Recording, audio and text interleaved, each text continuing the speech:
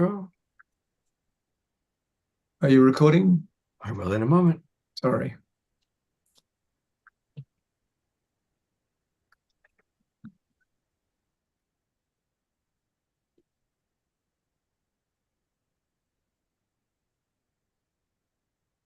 Good evening, dear friends. It's good to have all of you. It's Valentine's Day.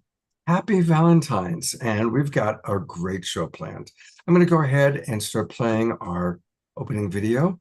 But let's drop into our moment of silence first, honoring the Global Silent Minute.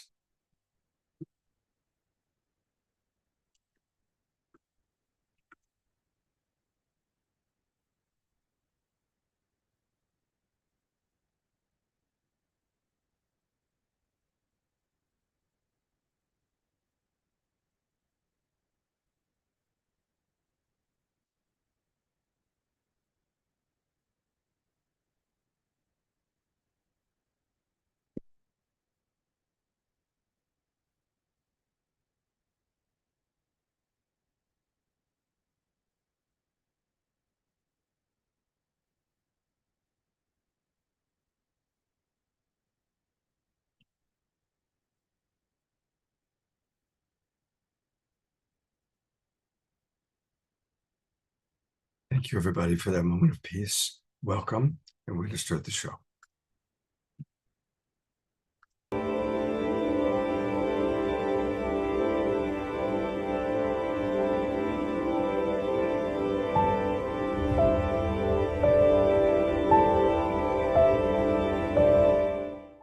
What if I were to suggest that you play a key role in the awakening world?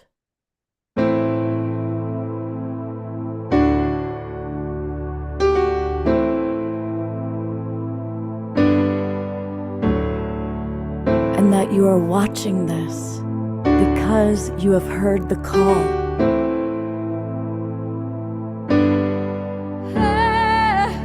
We can start right now by opening our hearts and minds.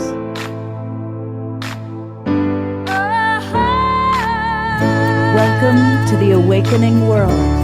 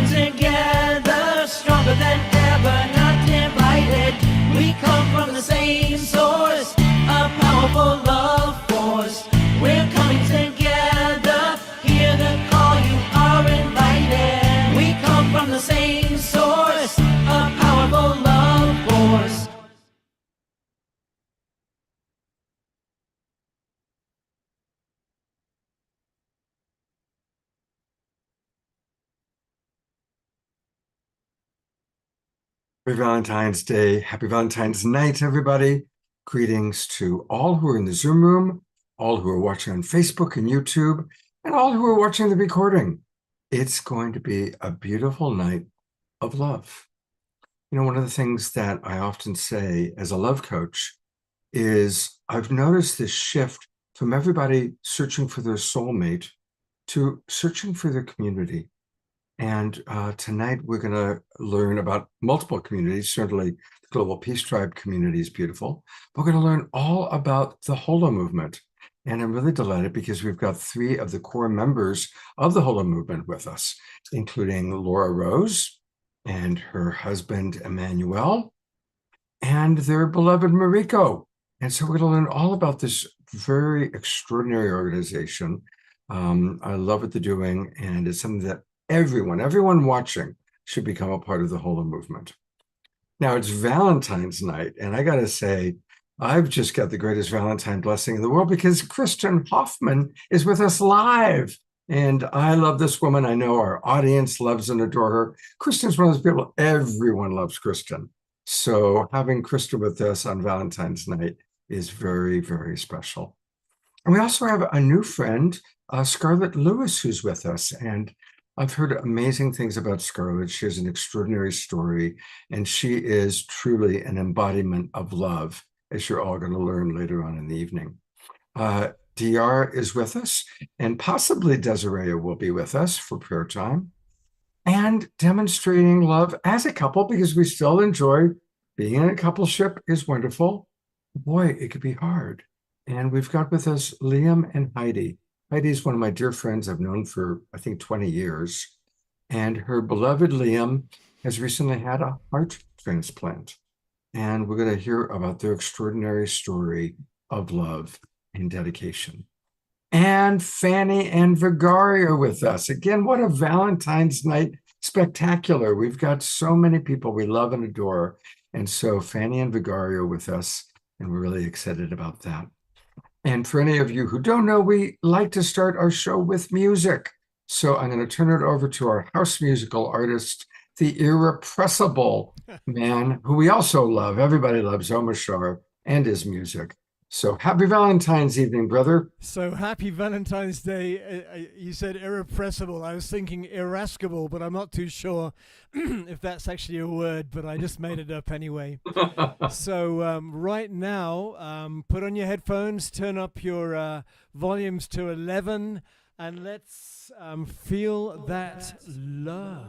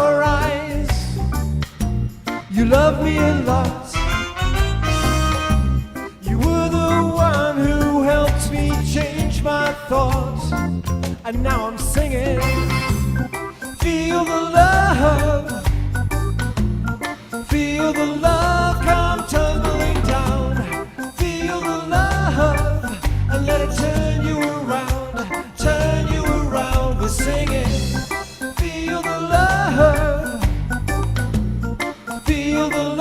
come tumbling down, feel the love, and let it turn you around.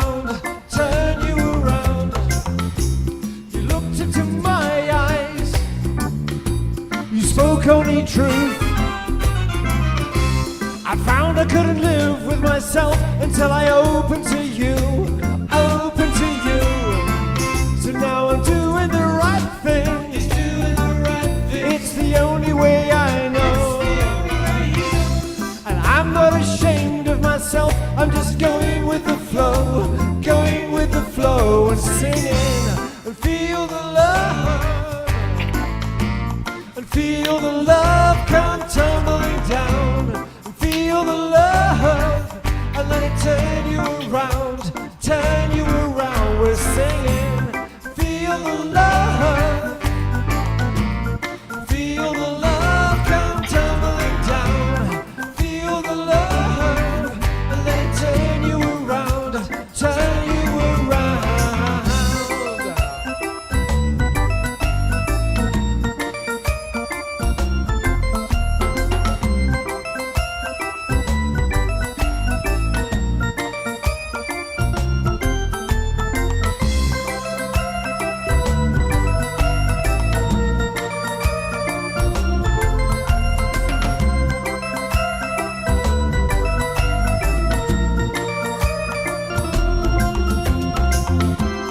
about this new feeling here in my heart. I won't let it leave me, I won't let us part. I've been waiting a long time for you to enter my life, and now I'm with you forever.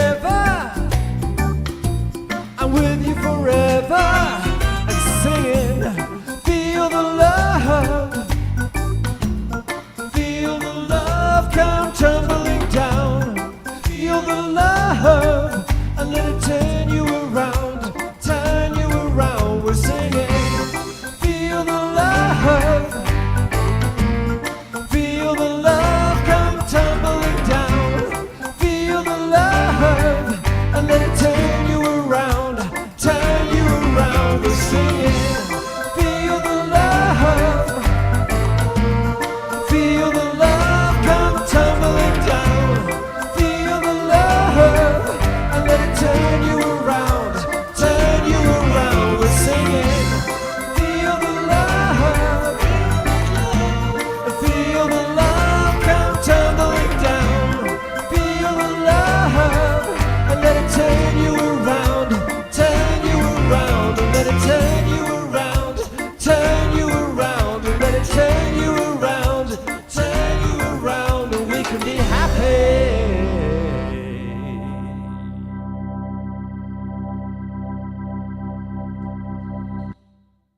Woo-hoo-hoo! Let's go to gallery view and give some love to Omashar. Perfect opening song. Thank you. Looking forward. Love you all. Happy Valentine's Day. Oh, beautiful. Thank you so much, brother. That was awesome. You know, when you hit that first chord, I said, oh, I know what song this is. Right. Like, perfect. And thank you, everybody, Indeed. for moving and grooving and dancing. Yeah. I want to let people know. Oh, look at all those hearts coming from Scarlett. Thank you, Scarlett.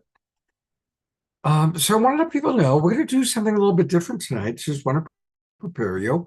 In a little while, we are going to go into breakout rooms. This is a Laura Rose request. And so I just want to let everybody know I'm kind of going to be building the breakout rooms.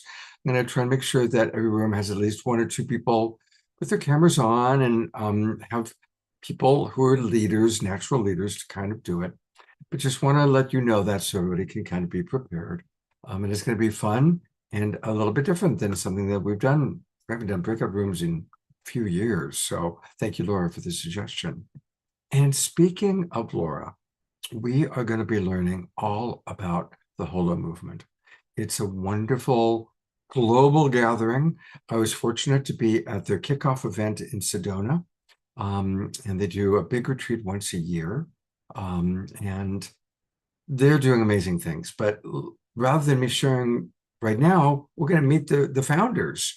But before that, we have a very special video to introduce you to the Holo movement.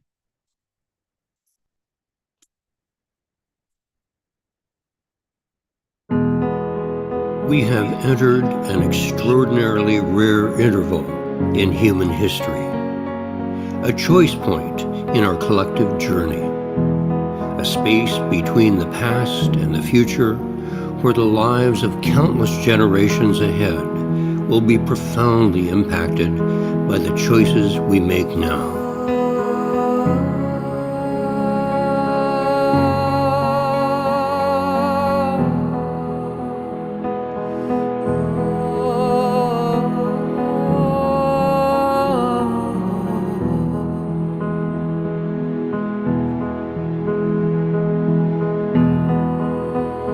I believe it is both subtle and large,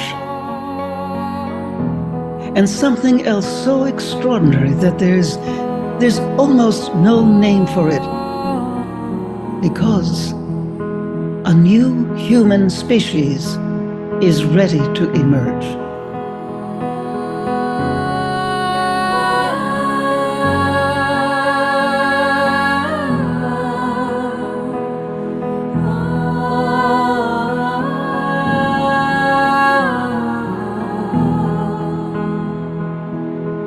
Participation in this transformation involves collective attention and communication on a planetary scale.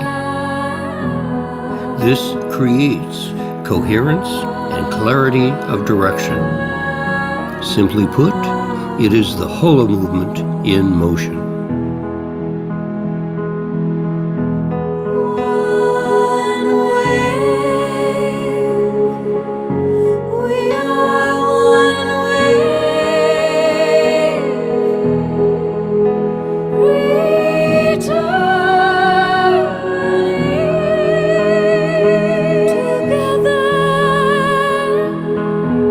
It is the great universal source itself, herself, ourselves. It says it is time to wake up now. It is time to do and be what you were born to do and be.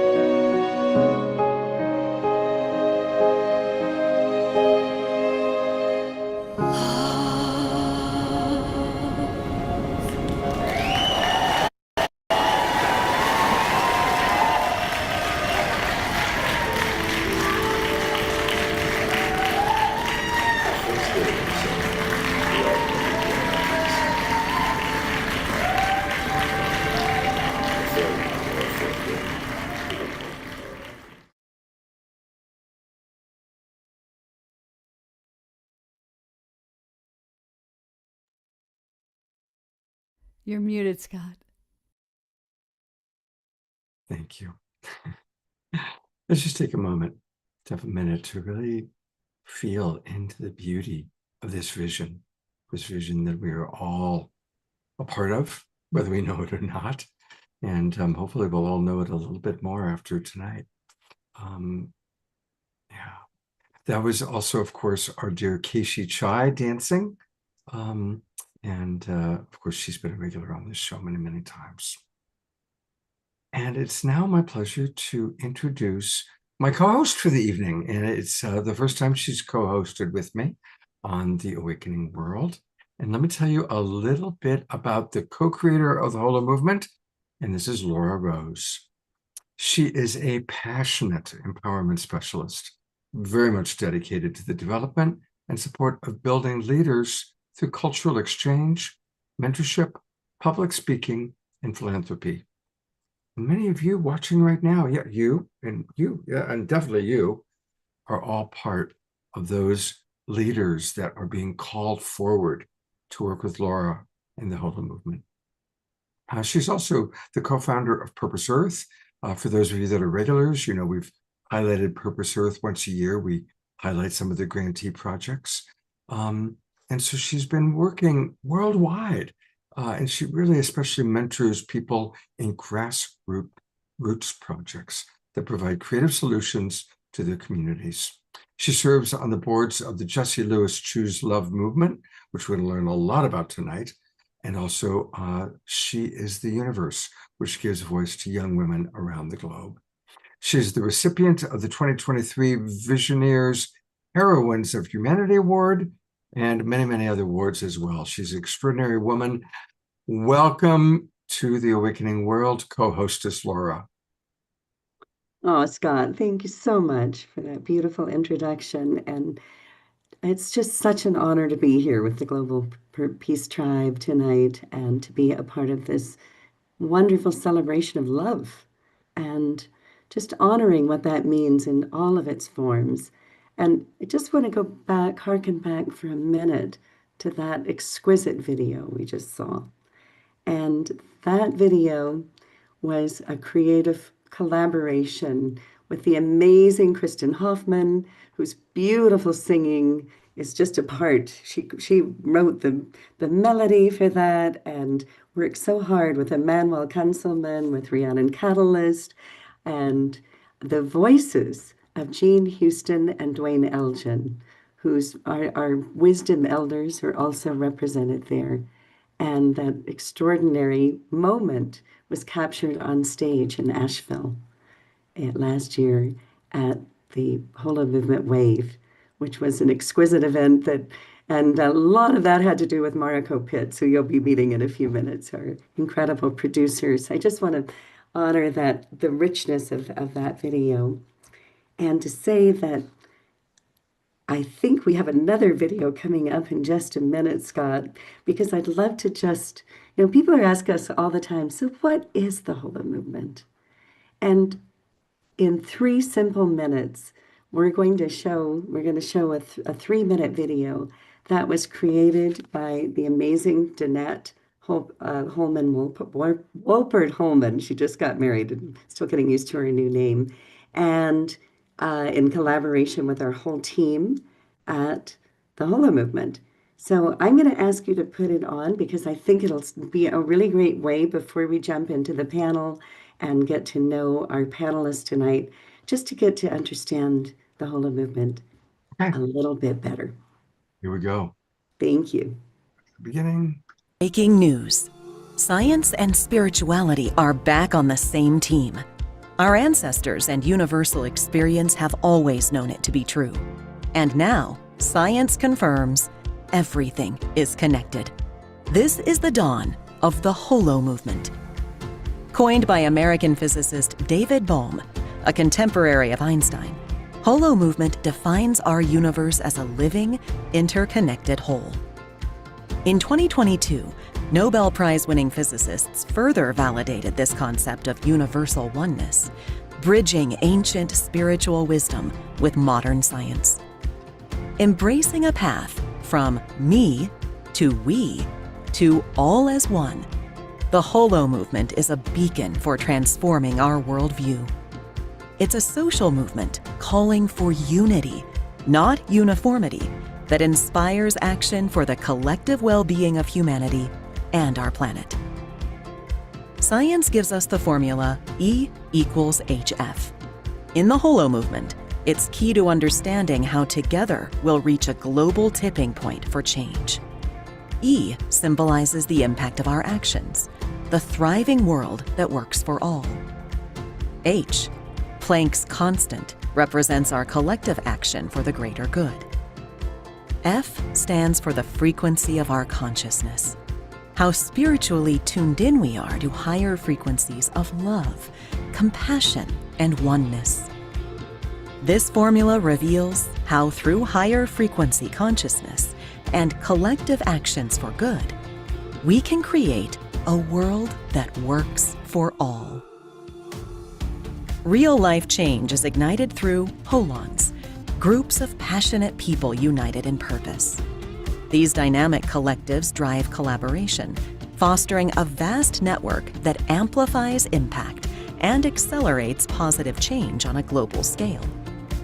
With just 3.5% of the population, movements like this one can reshape societies. Imagine the power of 280 million people contributing their unique skills and passions to group efforts for the common good. The scale tips, and we have a world of peace, abundance, and joy. Beyond religion, race, or politics, we're united in harmony with all life on Earth. Science and spirituality now show us that together, we are the architects of a thriving future. Each of us a vital part of the holistic change we wish to see. What's your role in the whole? Tune in to your higher calling and take action. Be the change. Join the movement.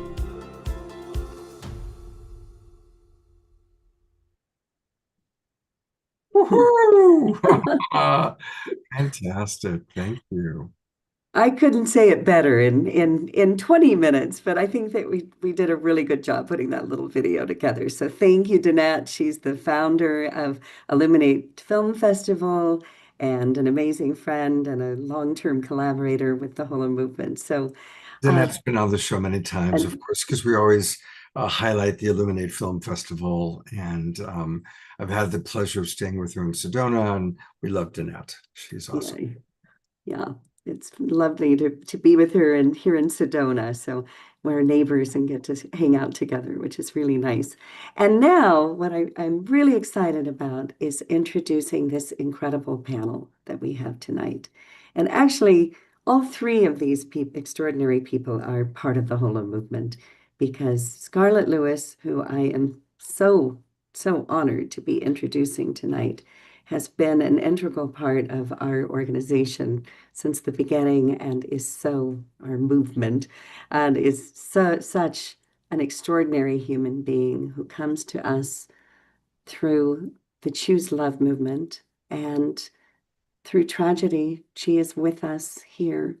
She gave her little boy up through Sandy Hook, who saved the lives of 9 children before he died.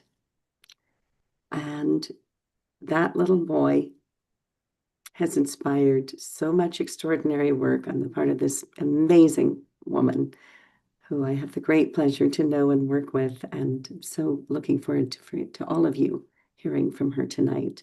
She has touched the lives of countless, thousands, if not millions of people. And I'm also super happy to introduce the amazing Mariko Pitts.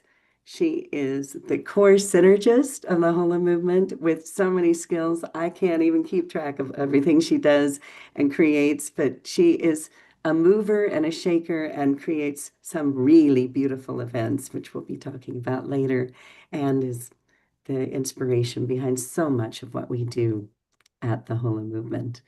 And last but not least, my life partner and my Valentine, the amazing Emmanuel Kunzelman, who I fell in love with on a bus on the way to the pyramids of Teotihuacan 36 years ago.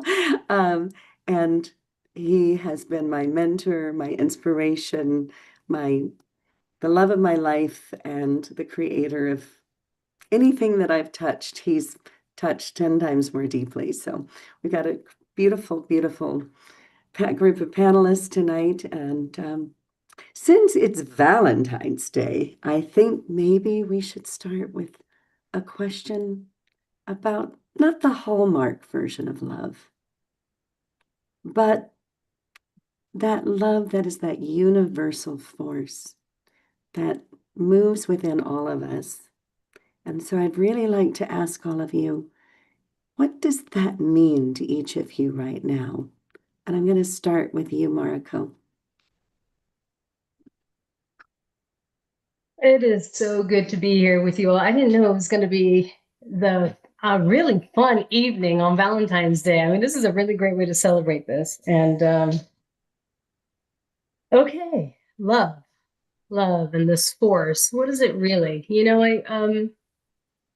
I see love as, it's a funny, interesting day. It's like, yeah, it's all about the hearts and relationships and things like that. But it really is I really strongly believe that it's the fabric of existence. We're talking about the vibrational frequency of life itself. And if people really have the education and understanding of what that means and how to utilize love and as a force. Like when you're in love, what happens when you're in love? It's just like natural. It's like breathing. Like you breathe in, you breathe out. You inhale, you exhale. It's action. There's a conscious action. There's something there's a ripple effect that happens immediately when you're in that love frequency. And it's amazing that we all get to really have this feeling, and a lot of the world is sitting in this, it's a love day. But to really dive into what love is, I think it's just extraordinary. And then the biggest thing is to practice that on a day-to-day. Like, how do we be in love and then more of the time? And that's a choice. And love is just a choice every moment. And I think that's the biggest thing out of the takeaway of anything. The power that we have as beings here is that we get to choose in every moment love and have the ripple effect. You're here. That's beautiful, Mariko. So beautiful. And Manuel, do you want to add any words to that? The universal force of love. Yeah, well, it's lovely to be here tonight, I'll say that. So thank all of you lovely souls, Scott, The Awakening World, Omashar, all of you who put this together every week, and all the love you put into it. And we're honored to be here and share the love tonight with all of you. And yeah, as Mariko so eloquently said, and it's already been said in the opening song, we come from the same source, a powerful love force. That's pretty clear.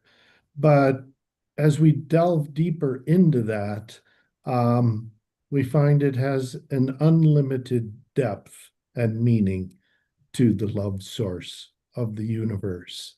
What higher force, what more powerful influence on human behavior could ever be than the love source of the universe itself?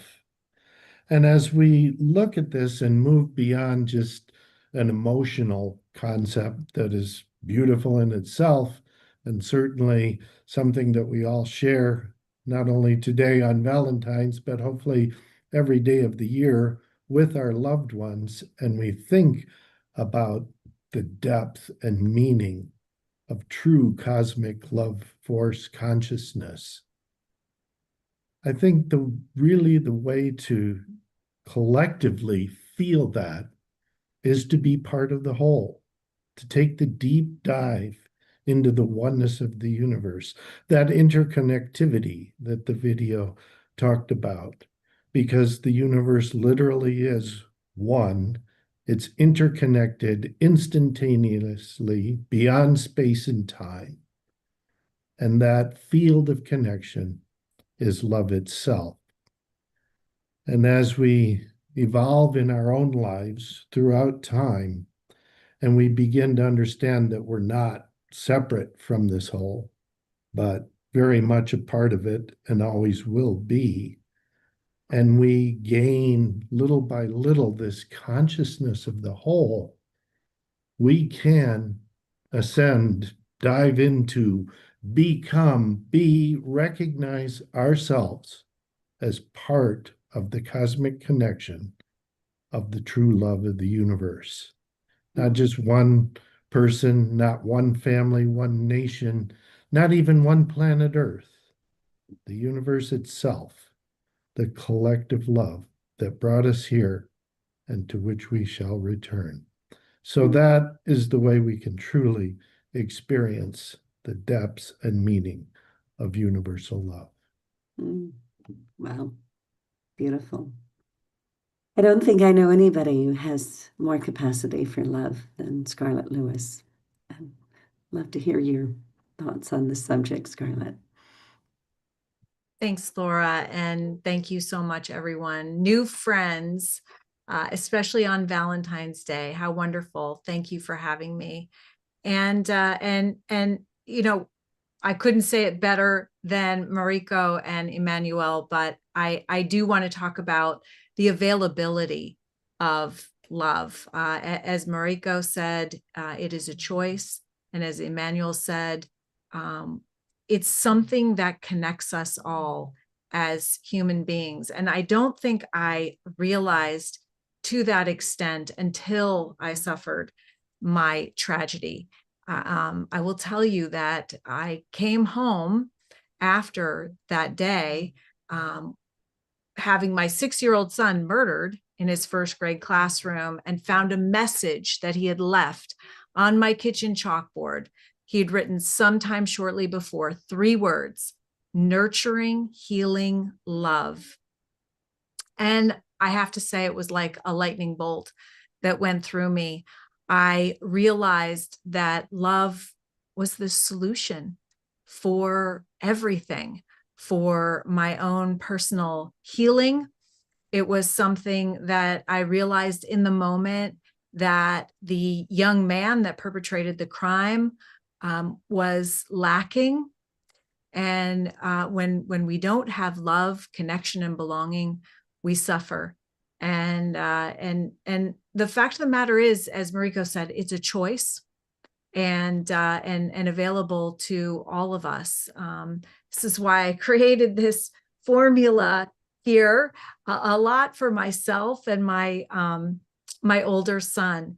The courage that Jesse showed, and being grateful for what you have, even in that time. I had so much to be grateful for. We know through science that gratitude fortifies us from the inside out, making us stronger and more resilient. Forgiving, because as Emmanuel said, I was one with Adam Lanza, who was the perpetrator. He was suffering. And when one person suffers, we all suffer. And so forgiving him from having pain and having no other understanding or skills but to release that pain onto other people, I was able to release my own pain, and then compassion for him and for those like him, for myself, and also being able to share what I've learned with the world. I just want to reiterate the availability, that it's always there, that it connects everything, and it's simply a choice, even in the darkest depths of experience that we have on earth, because there is a lot of pain and we see it every day. There's always love that's available to counteract the anger and the hatred, all a mask for fear. So that is love. That is the authentic power of love. So beautiful, Scarlett. So profound. And I'd love to stay with you for just a minute and to talk about, you have the most compelling and moving story of anyone I know. And when I think about you and the work that you're doing in the world, what do you see as the greatest barriers to finding love in people's hearts? When you work in the schools, when you work with prisons, when you work with businesses, when you get the phone calls from the schools that ask you to talk to the shooters, what is that barrier? What is it that you see? Well, in one word, it's fear, for sure. I think we even experienced it, ourselves following the tragedy, going back into the schools, fear of other people and their pain and what they're going through, and believing that there is separation, and that we're not worthy, and that we're not enough, not only to sit with someone's pain, but the people in pain are feeling the same thing. And I think that that further drives people apart. And I truly believe that if we can be able to identify the light of humanity that is within all of us, shining bright, and be present for it, pay attention to it, pull that out of each other because it's there. Even if we put on a gruff exterior armor, a mask, because we don't feel our worth. I believe if we had the courage to be with other people in pain, we could understand that that they're not so different from us. That we too feel pain, and actually, pain is an incredible connector. And I think that it's very overlooked. There are lots of lessons and opportunities for growth from pain. And I have credibility when I say that. I literally was drop kicked out of my comfort zone into my growth zone. And in order to not be victimized for the rest of my life, in order to model for my older son how to move through this tragedy with strength and grace, I needed to really push the envelope of my own personal understanding. And I came upon what the Holo movement and David Baum and the message that you all are spreading, that really we need to start seeing ourselves in each other and realizing, and there's science behind this as well, that when we have the courage to help and reach out to one another, we actually help and heal ourselves. Imagine a world that understands that. And that's exactly what we're teaching in classrooms and prisons. I say pre-K to prisons all around the world is how to choose love, even in the most difficult circumstances. Wow. Thank you. Thank you so much. So speaking of Bohm, I want to move to you, Emmanuel, and to talk about, if you talk to us about how this theory of the implicate and the explicate and the holo movement between the two, how is that tied together by love? And how can we manifest that in our daily lives? Thank you, Laura. Yeah, just a few words about David Bohm and his theory of quantum physics that he first proposed over 70 years ago now, in 1951. Bohm took a new approach to understanding physics, and he realized that the physical world that we can see, measure, sense is just a fraction of the energy in the universe. Today, we know that it may only be 5 to 7% of the energy in the universe that we can measure or study. And Bohm came to the conclusion then that there must be this enormous quantum field that is yet undiscovered, guiding everything in the universe. And he called that field the implicate order. And he said that is where the universe is coded with information, that a wave comes out of the implicate order and manifests itself as the explicate order, the real world that we live in today.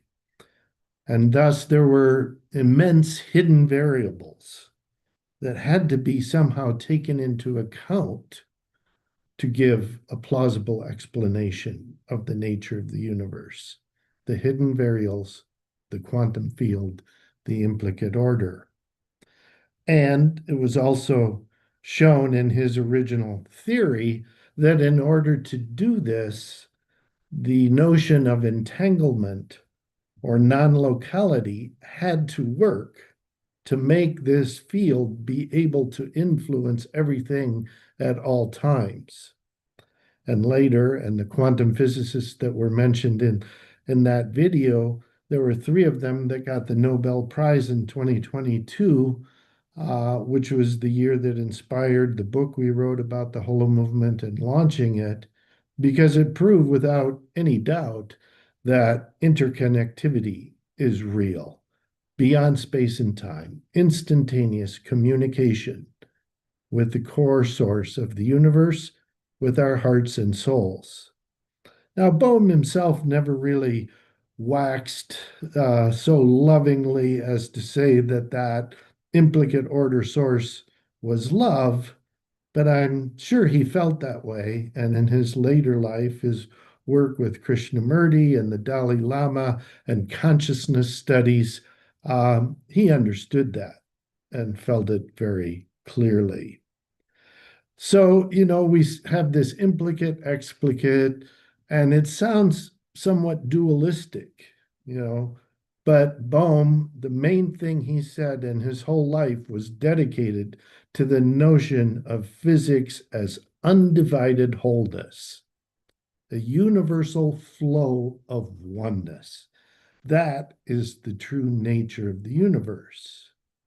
And then Bohm, in his book, Wholeness in the Implicate Order, pondered, so how does that become one and is not dualistic? And he said there is a constant interweaving flow between the implicate and the explicate.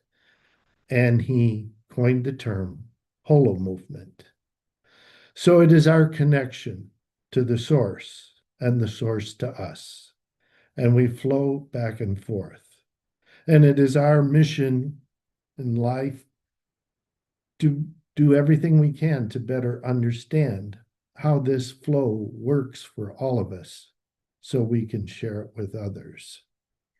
So that is, in practical terms, what we're doing here is we're tracking the flow of the whole, bringing it home in our hearts, and then sharing it out with others to create a grand human community of oneness and sharing the love across all dimensions, space and time, in an instant, in this moment, here and now.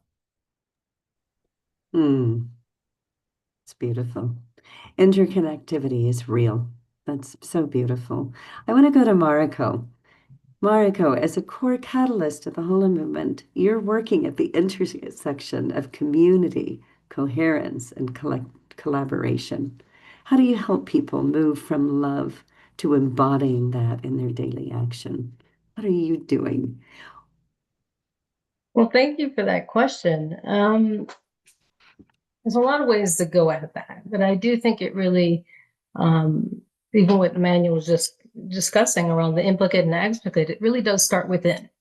And before community in a field is expressed or there's harmony and coherence, you really have to choose love.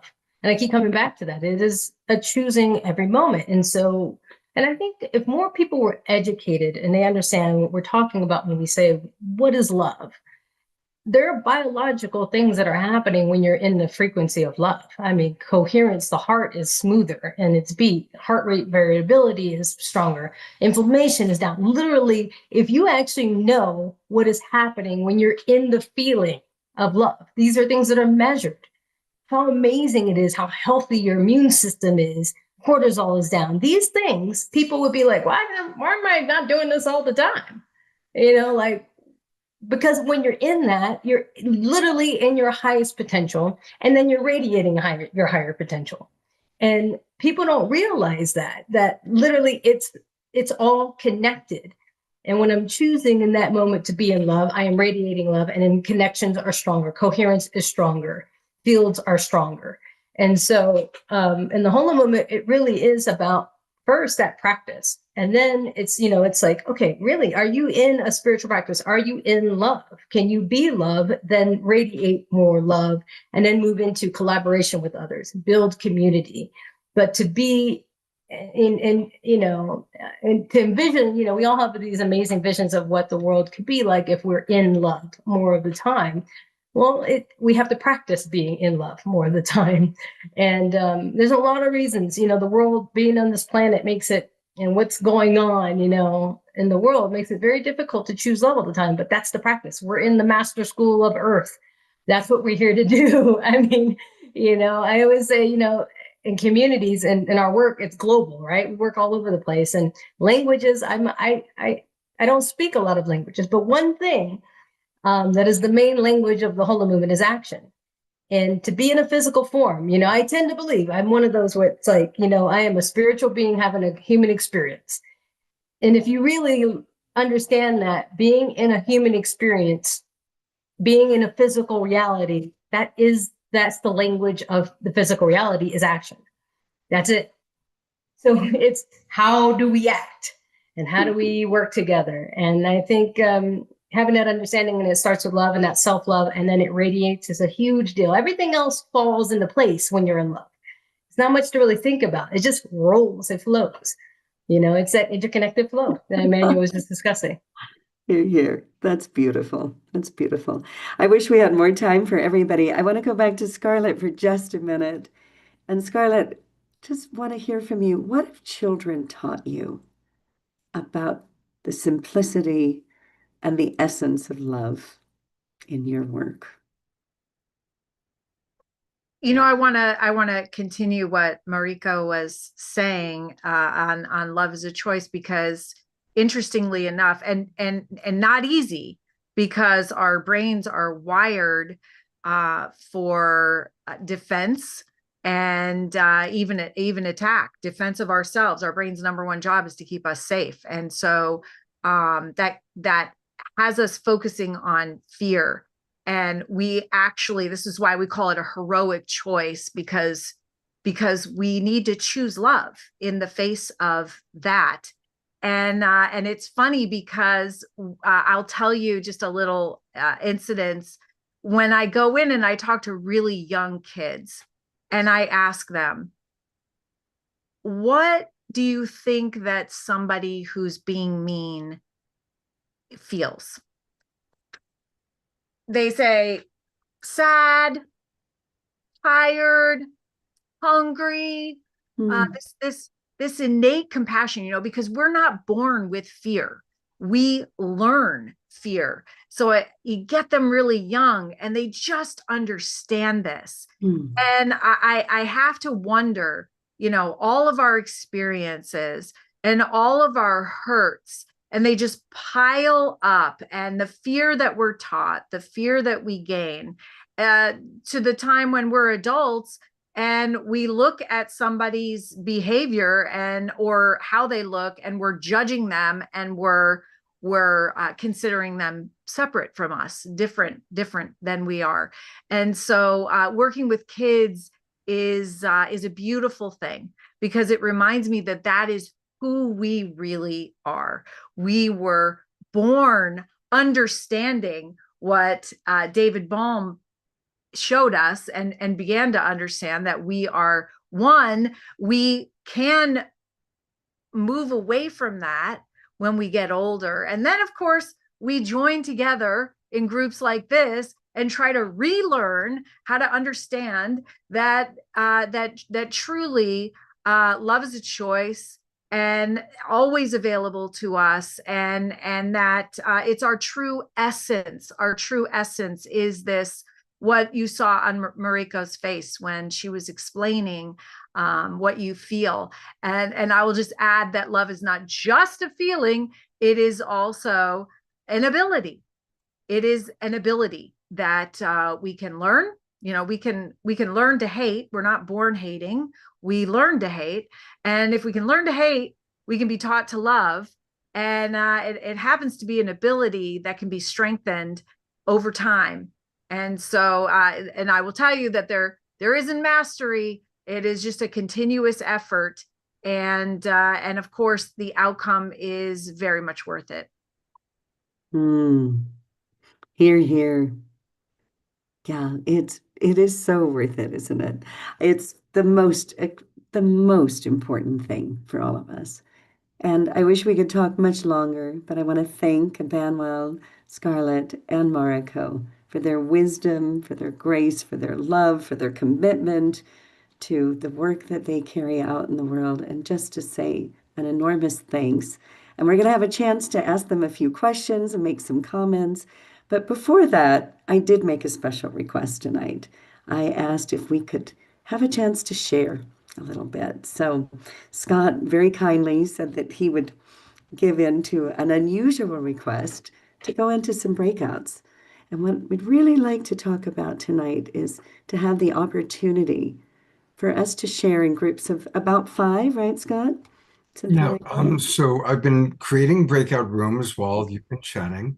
And actually, Laura, I do want to read a few of the comments that have come in from our audience. Oh, fantastic. I haven't been following them. Okay. Yeah, Great. absolutely. But I'd like Yeah. to read them for all of the people watching on Zoom. There's a question, and I think maybe we won't answer it right now, but Dorina Joy does have a question about why schools have become such a target for mass shootings. Oh, and I see that Scarlett, well, okay, so Scarlett answered that already. So Scarlett wrote, because the kids are in so much pain and they aren't being taught how to learn from, how to grow through and be strengthened by it. Thus, they are being defined by it. You know, that's a beautiful response. And Scarlett and I were talking the other night on the phone, and another thing that she and I talked about and what she brought up, because she had just been called about a terrible shooting in Canada. And the conversation was around being seen or feeling invisible. And that so many children, so many young people, so many people feel invisible. They don't feel that anybody is seeing them, understanding them, loving them. And it's a cry out to say, see me, please see me, right? So one of the things that we focus on in the Hola movement is this extraordinary loneliness that so many people are feeling right now. And really focusing on how can we help people to feel seen, to become a part of a community that matters, and to embrace that love that then gives us the potential to put our arms around the planet. It's a beautiful question. Yeah. Thank you. Thank you. I'm going to read just a few comments and then we'll go to breakout rooms. Dia Therese writes, Scarlett, you're blowing me away with your extraordinary expression of what I aspire to embody. Thank you, thank you, thank you. So much love.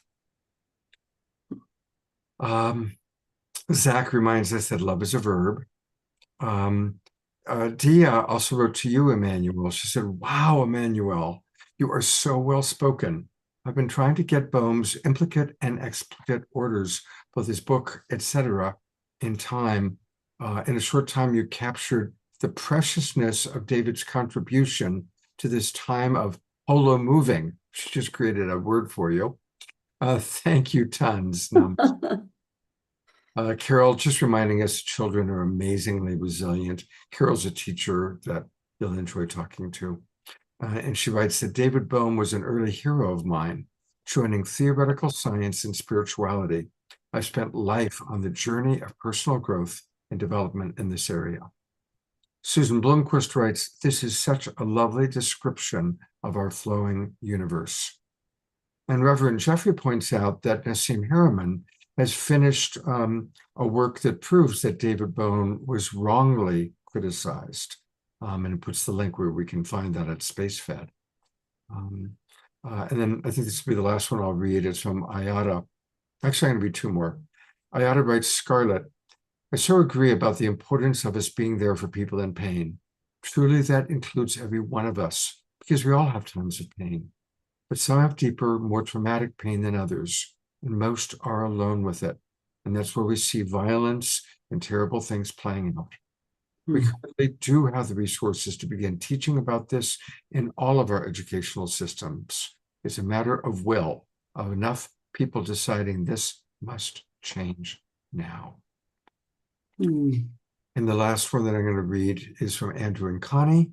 They write, Scarlett is a blessed being seeing life from the high frequency beyond good, evil, victim, perpetrator, with a real life story to ground it into reality to inspire others to take that big. So thank you, everybody. Those are beautiful, Scott. Thank you for sharing. I need to do a couple of adjustments because what happens is people come in and out. So I'm going to make a couple of adjustments to the breakout rooms while you describe, Laura, what the plan is for the breakout rooms. Okay. All right. So what we're going to be doing is we'll be moving into groups of about 5. And we'll have around 3 minutes each to just share. And what we're going to talk about tonight is how each of us has, at some point in our lives, chosen, just a sharing of how we've chosen love over anger, of changing that moment where we've caught ourselves. You know, that moment where you're so angry about something that you want to lash out, or you want to do something that is in your heart to do, but you know that if you stop, if you think about it, that it will make all the difference in the world.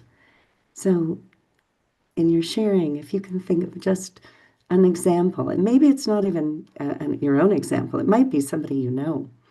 But when we've shifted, that is, as Scarlett teaches, shifting that every negative thought to a positive one, and how can we shift our own reactions to a positive one, and what have we done to do that? So we're going to move into groups of 5-ish. And we'll each have about 3 minutes. Scott, are you going to put up a little timer to say shift, or Yeah, I should we will. just... I will send every 3 minutes a message. Okay.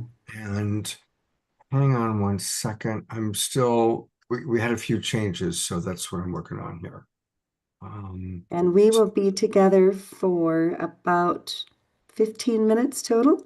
Is that right? That's right. Okay. And I want And to. so, I want to read. I am going to ask the following people to be just kind of the chair people for their room. So for room number 1, Emmanuel, if you'd be willing to be the chairperson. For room 2, Diara. For room 3, Omashar. For room 4, Scarlett. For room 5, Marie. For room 6, Reverend Jeffrey. Room 7, Kristen. Room 8, Laura. Room 9, Liam and Heidi. Room 10, Lorna Sass. And room 11, Susan Woolridge. So wonderful.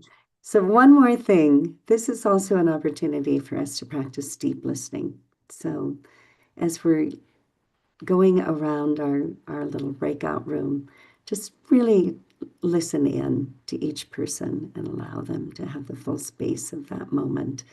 And then we'll switch to the next when we get the sign from Scott. some rooms are going to have 4 people, and some are going to have 5. That's just kind of how it's worked out with people kind of coming in. I think some people might have gotten a little bit shy about doing this. So I think a few people have said, "Oh, gotta go." It's okay.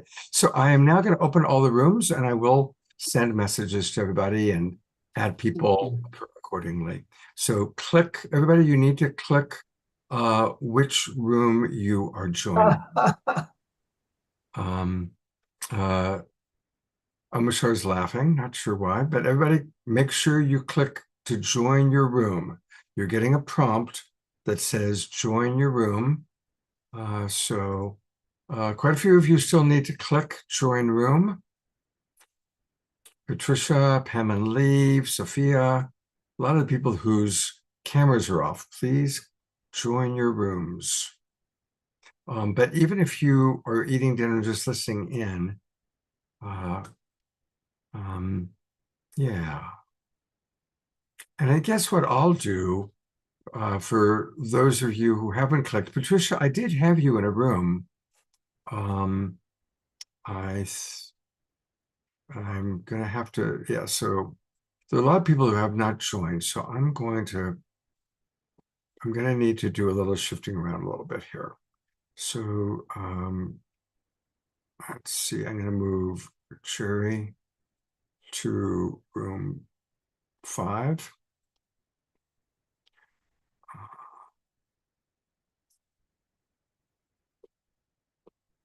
And Omashar, I'm going to also move to room 5.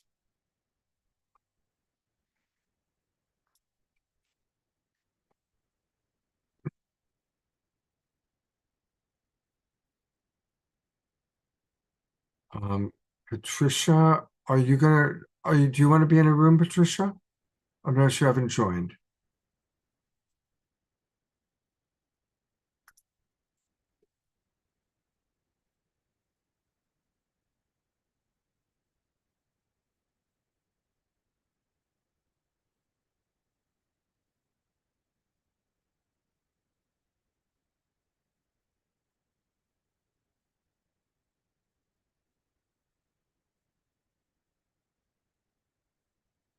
For the rest of you,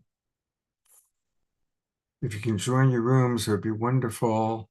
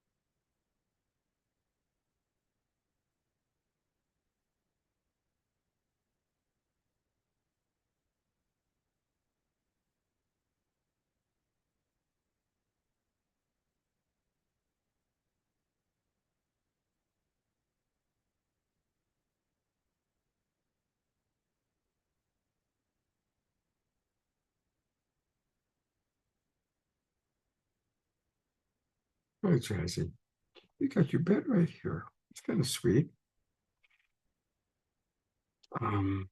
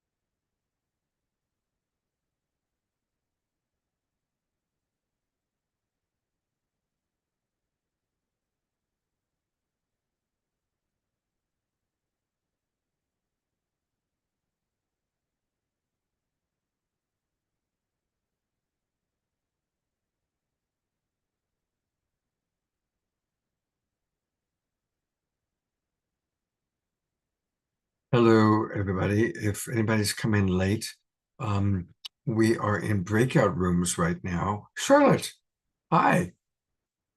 Hi, can I go back in the room I was in? Okay, I was moving people around just to try and balance out because not I everybody. appreciate, but they're in the middle of a whole conversation and I'm missing the conversation I was in. Okay. Is that okay? Sorry, Um, Scott. which room were you in? I think I was in 8. Who are you with? Laura, I think, was the Okay. host. Yeah. Okay. Thank you. Just because I feel like we've started a journey together, you know what I mean? Yeah. Oh gosh, now why isn't it letting me? And if it doesn't, that's okay. Well, you know what? It's weird. It's not letting me now add people, which is strange. Hmm. Um, wow. Um, it's It's almost a like, big group to do Zoom rooms with for sure. oh, it's a pain. Um, Yeah. It's but always yeah, you challenging. know what? Whereas I'm not seeing the place now where I can add people. Hmm. In other words, the way that it normally does. Right. Shoot. Can you Yeah. go into the breakout room settings? I'm gonna do that. Well, hang on. I gotta let people know time to switch. Switch. I see on the upper left of my screen the 4 boxes which says join breakout room. You could do that yourself, Charlotte, and then Scott can guide you into the room, I think. Oh, good. Do you? Yeah. Thank you very much for that. So, do you see, Charlotte, where you can join a room?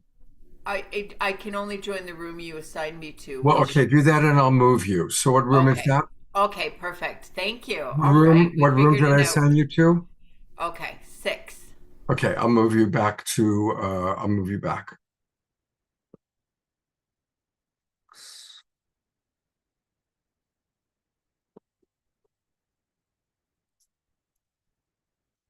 Oh, shit.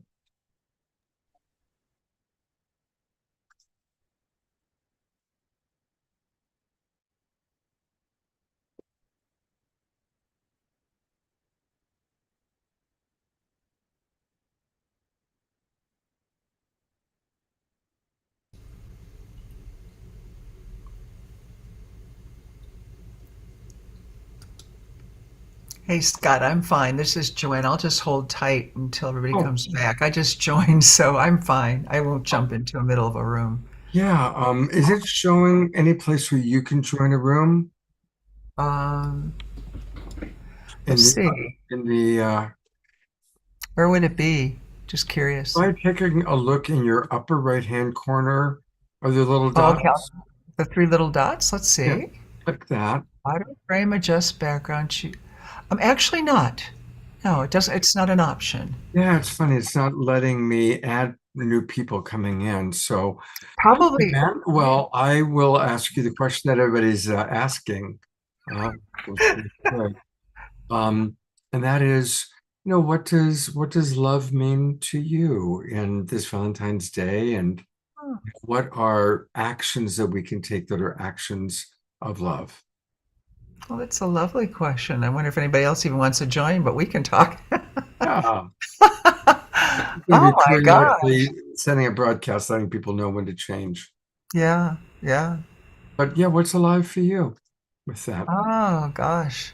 Well, it's just like a real somatic felt sense of just being so full, full of high vibration, joy, and expansion of such goodwill, kindness, all the aspects of all the arms of love. Yeah.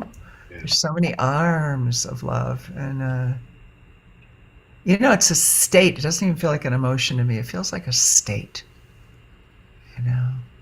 Yeah, Yeah. that's what I would say. What about you? Well, as a love coach, I get that asked all the time, what is love? Yeah, And that would be, at, yeah. at this stage in my reality, in my life's journey, I firmly believe that the highest form of love is compassion. Mm. And that the practical application of compassion is radical acceptance. When we can have radical acceptance for ourselves, for each other, for what has happened in our life. This is, for me, the highest form of love. And because we're here on this planet to learn to love each other and to love ourselves. And radical acceptance is like the secret sauce. I agree with that. It's like the gateway. Yeah, the Because wherever gateway. you withhold, like not just totally accepting what is, there's a holdback. Oh, I see unassigned. Hang on a second. Oh, good. Great. Okay. So I'm going to put you in room 5. And let me just take a look. All right, let me see where there's a few people. Room 3 died because I moved everybody around. Okay, I'm going to put you in room 6, dear. So it's good to know this. So it's at the very top. There's an unassigned. So I'm going to. Oh, in your Yeah. piece. Oh, join break room. Okay. Please join. Well, okay. Let me see what I got. Bye-bye.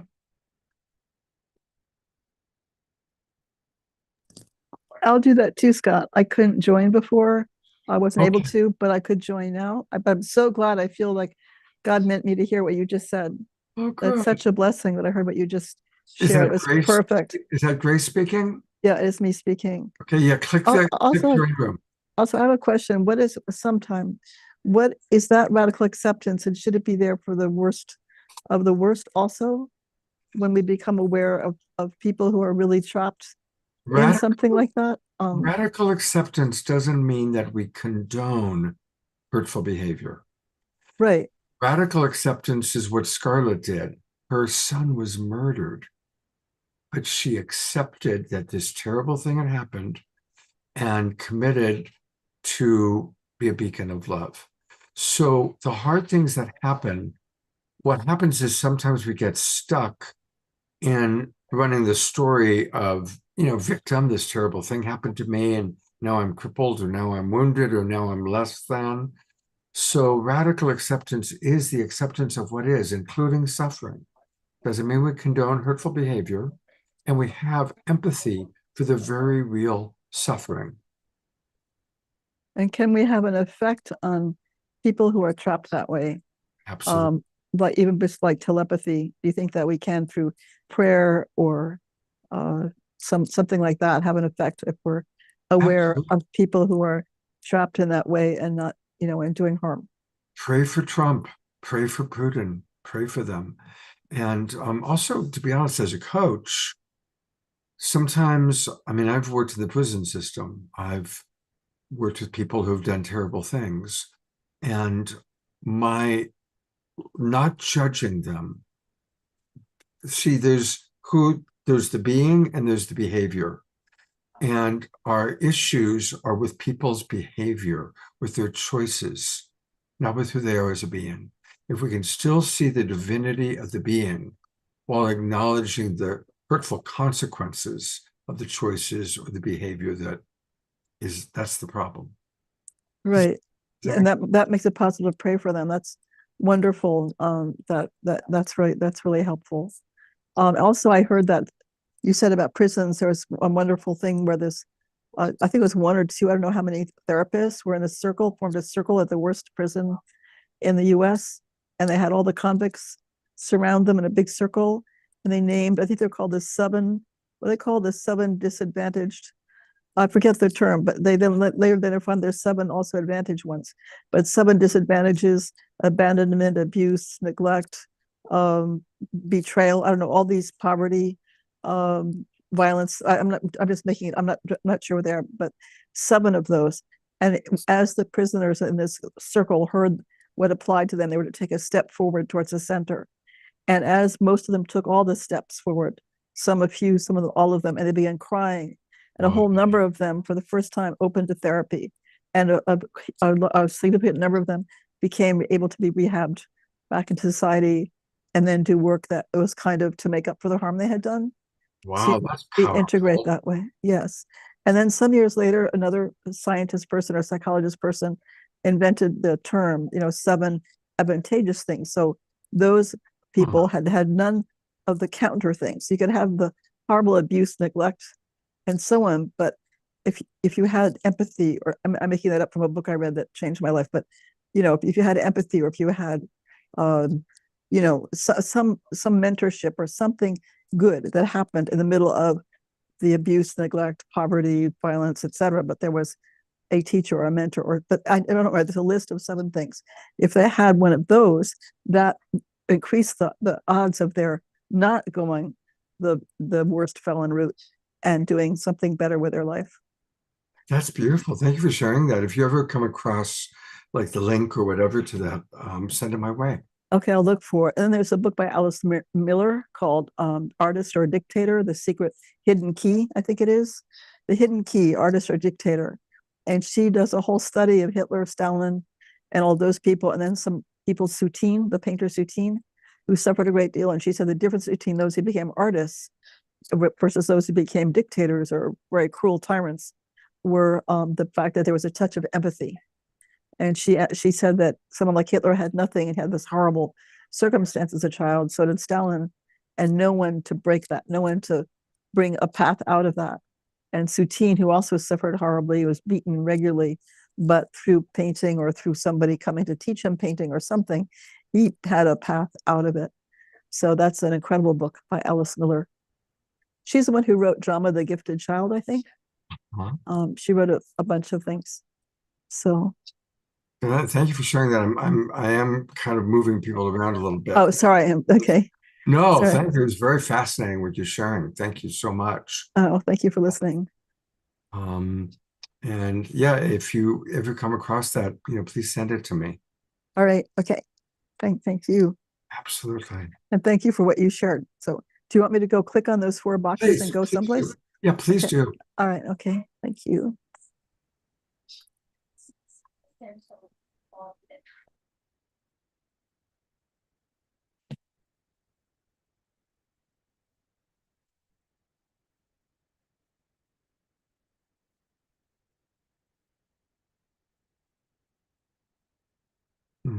Reading.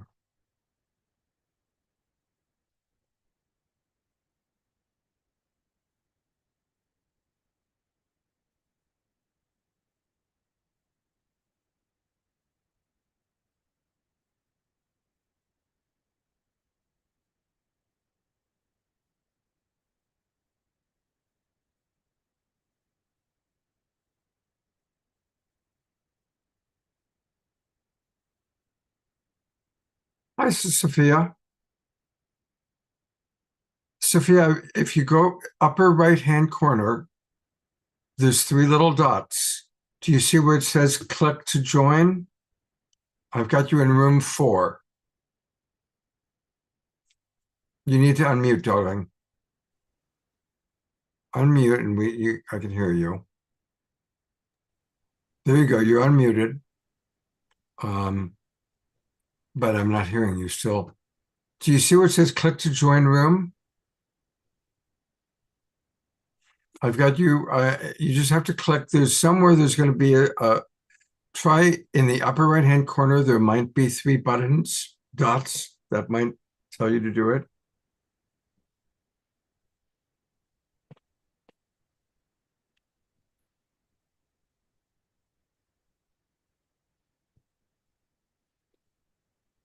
Well, I'm going to close the rooms in a couple of minutes anyway.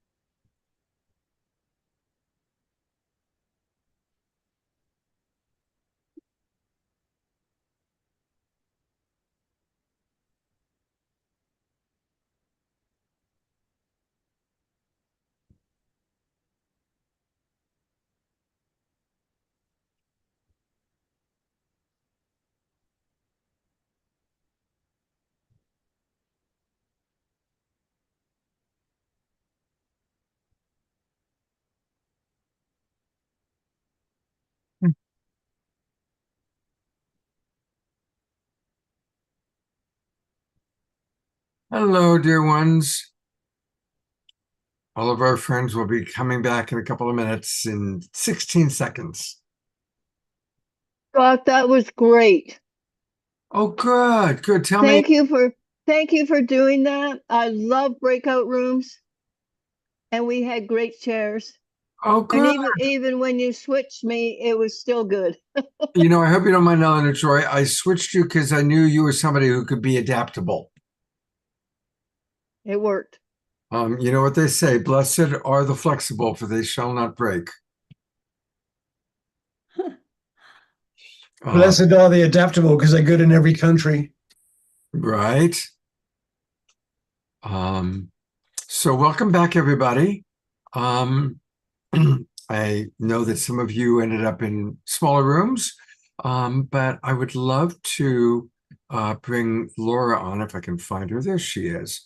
So I'm going to bring you on at co-host, and I would love to invite anybody who wants to. Oh, I clicked. Let me spotlight you.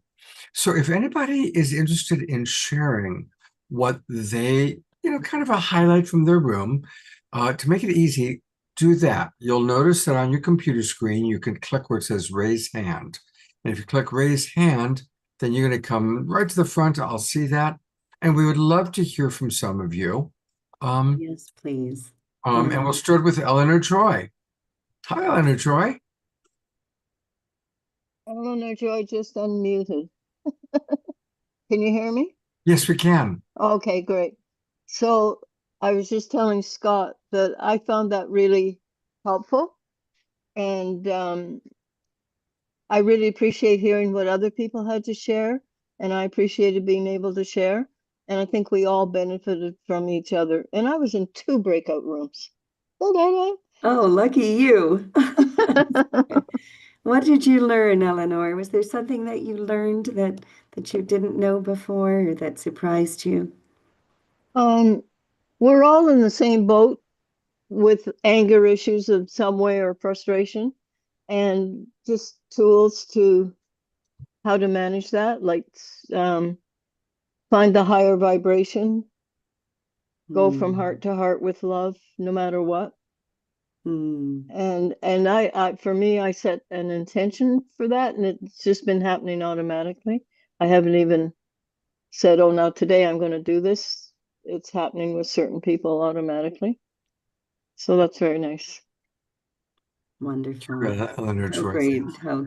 I saw that in our group. I was with a group of 5 people, and the extraordinary capacity of love that everybody has and demonstrated and shared was lovely. Lorna, what happened? What occurred for you? A couple things. The first thing was when I lived in New York City, I walked out one day and a man was beating his dog. And I was horrified. I didn't know what to do. So I just stood there watching. And it felt like I was in some kind of neutral place. I don't know what took over me in a way. But I wasn't judging him. I was just watching. And he stopped. And so I brought it up because I was a little confused about it, in the sense that it wasn't like the typical loving response or something like that. So there's one thing I wanted to share with everyone. And the other thing is what became clear in our group is that when you act, for example, the way Scarlett has, based on her tragedy, you take yourself out of victim mode. Yeah. And you become empowered. Yeah. And I'm not there yet in my own life with my own trauma drama, but I would love to be. Can't wait. Just recognizing that is so powerful, isn't it? It's such a freeing experience. That's beautiful, Lorna. Thank you so much for sharing. We have Jeffrey and is it Janine? Yeah, okay. Well, I loved it, of course. The science, David Bohm, I've known his work, and and of course, moving into the science with Nassim, that I think it's so helpful to realize that what we're put out in the field is real. I mean, our thoughts everything. So if we're putting out love, we're raising the vibration of the whole universe because we're connected to the whole universe. And, and I always heard, what's forgiveness and letting go for? It's not for who the perpetrator. It's for us to forgive. That's to make our ability to stay in a higher vibration of consciousness. So, and obviously anger isn't as high a vibration as love. So that's how we're all coming together to help each other evolve. And there's so many amazing teachers out there. So many of them come here and talk about the healing, and we're all healing together. So, and I love the fact that we now have a field of understanding that we're connected to, an infinite field that we're part of and cannot not be part of. So that's thank you. I love the Holio movement. I think that's it's such a it is a fractal holographic universe. We figured it out. The science is there. The math is there. Everything is connected to everything else. It's not even in question anymore. Nassim Haramein has written the physics, finished the work of David Bohm, who was a pioneer. And again, they threw him out. He had to go to South America because he had a brilliant idea, but standard thinking wasn't going to allow him to really present a great truth, which he has. So thank you I love the conversation.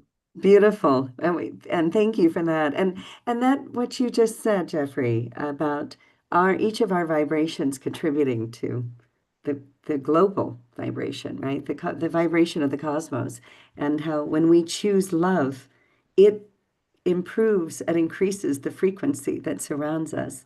And right now we really need that, don't we? I mean, we're in such a divisive moment, and this is one of the things we talked about in our group was just how challenging it is to express love, and yet how much better we all feel when we do.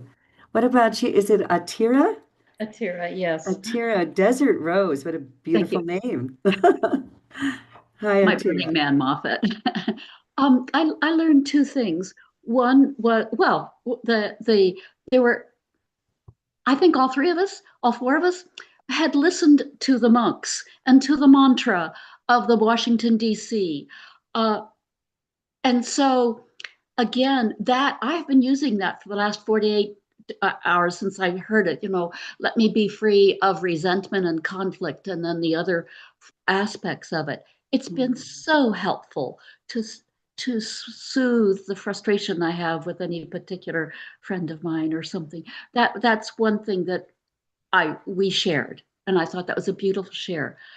The second thing is that totally appreciating how my mother, who Jew, tossed out of Germany, most of the family murdered, she came to this country and refused to be a victim. She marched in, she fought for peace. She fought for racial equality. She fought, and my father was gay. She fought for gay equality. She did, and she taught that to me too. I've been marching since I was 16. So it, again, not being the victim, but saying the perpetrators need our compassion and our love as much as we who could be called victims or whatever we want to call ourselves. It's Scarlett is right on. Thank you. Your mother was an extraordinary woman, Adira. Extraordinary. And so are you. Bless you for that sharing. It's absolutely gorgeous. Do we have time for one more or two Let's more? do two more. We'll do Zach and then we'll do Dia. Okay. So Zach, hi there. Hi. Listen, I just want to plead with Scotty to tell the story that he told in our breakout about his bathroom story. It's more powerful than he might realize. It was a very good story, and I just want to ask Scotty if he'll speak up about it. Well, Scotty, you're on the spot. The spotlight is on you, Scotty. Okay, am I unmuted there? We hear you. Okay, yeah. They were all incredible stories that we were sharing. But yeah, we're getting ready to play a gig, and I had to use the bathroom really bad. And before we played for the next couple hours, and I pushed the door to the men's room open, tried to, and it was like, what's going on in this door? So I just slammed it open. There was two guys in there. I'm not sure if they're making some kind of deal, whatever is going on.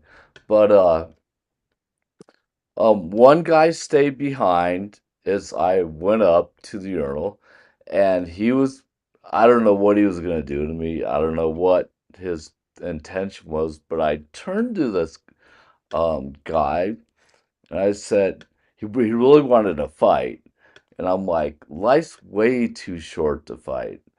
And I don't know if my intention and love I sent behind it, and he just melted, and he's like agreed with it, and he went out anyways. But I think that was an incredible experience of just how that can change in a second, Mm, you know.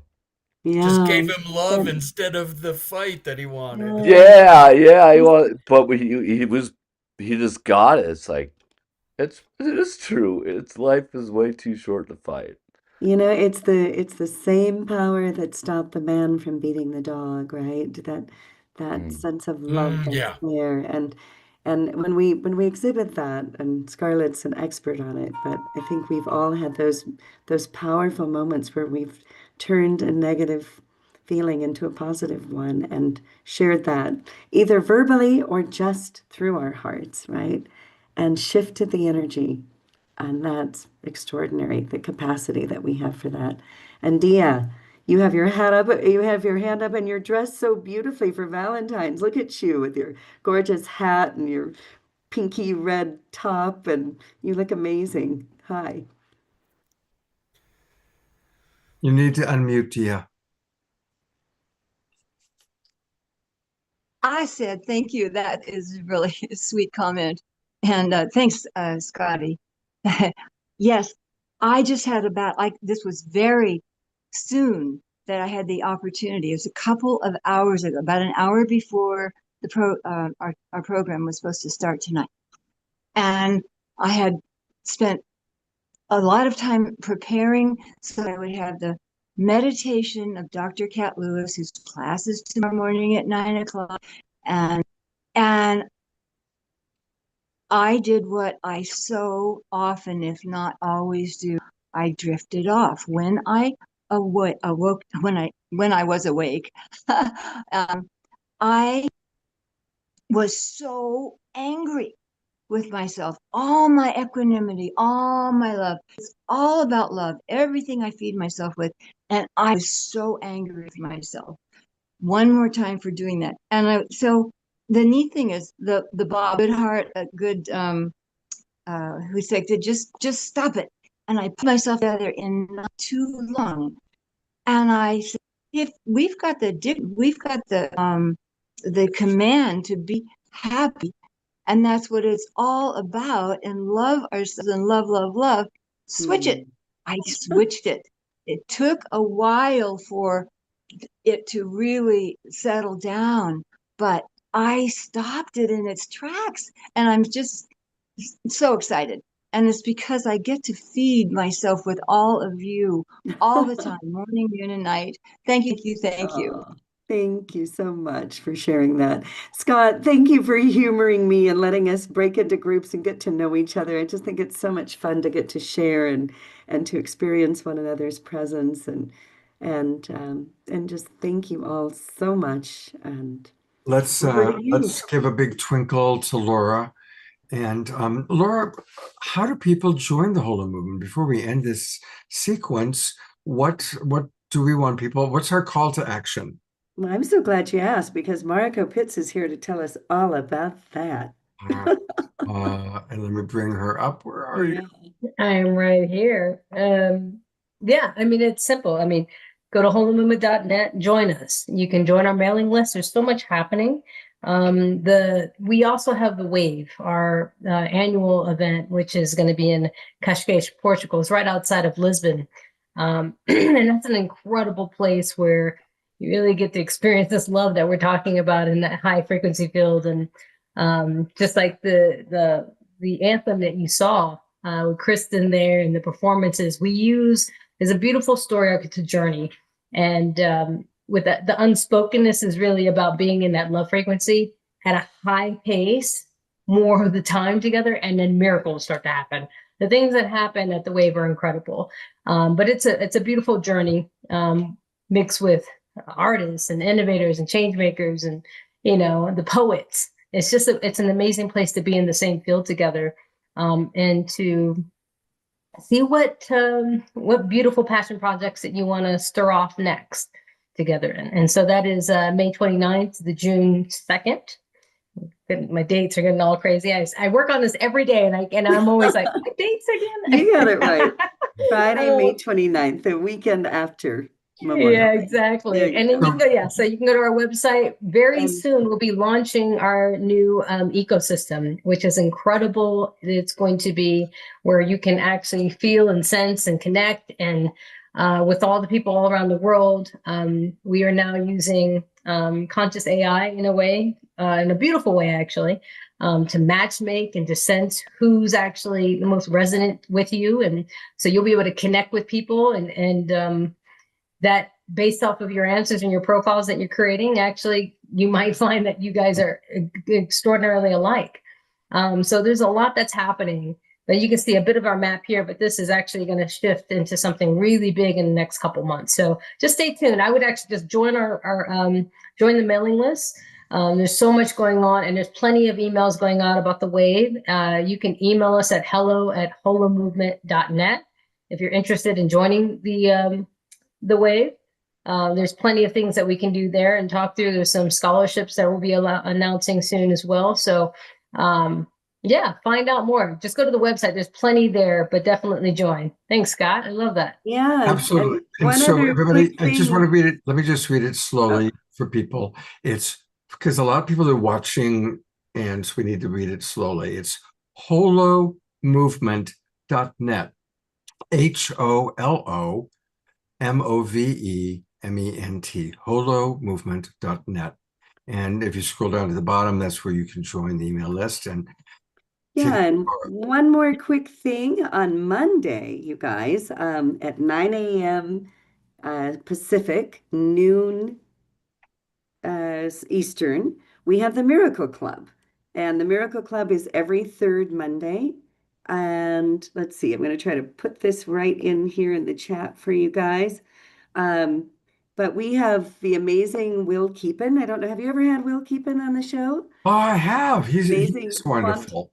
It's been a long time, physicist, several years ago. mathematician, mystic, and he's going to be talking about some miracles in his life that actually shifted his entire path and where he's going. So once a month, Monday morning, third Monday of every month, we have the Miracle Club, and we have people talking about extraordinary experiences that change their lives and explain it with a little science included. So is that 9 Eastern or Pacific? 9 Pacific and noon Eastern. Hope I got that right. I was kind of trying to rush to get it in there, and I think I got it in the chat. Fantastic. And thank you. I'm planning on being there. I've got it in my calendar. Yay. And thank you again, Laura. Thank you, Mariko. And is Scarlett still with us and Emmanuel still with us? Let me see if they're still here. I think I saw Manuel there.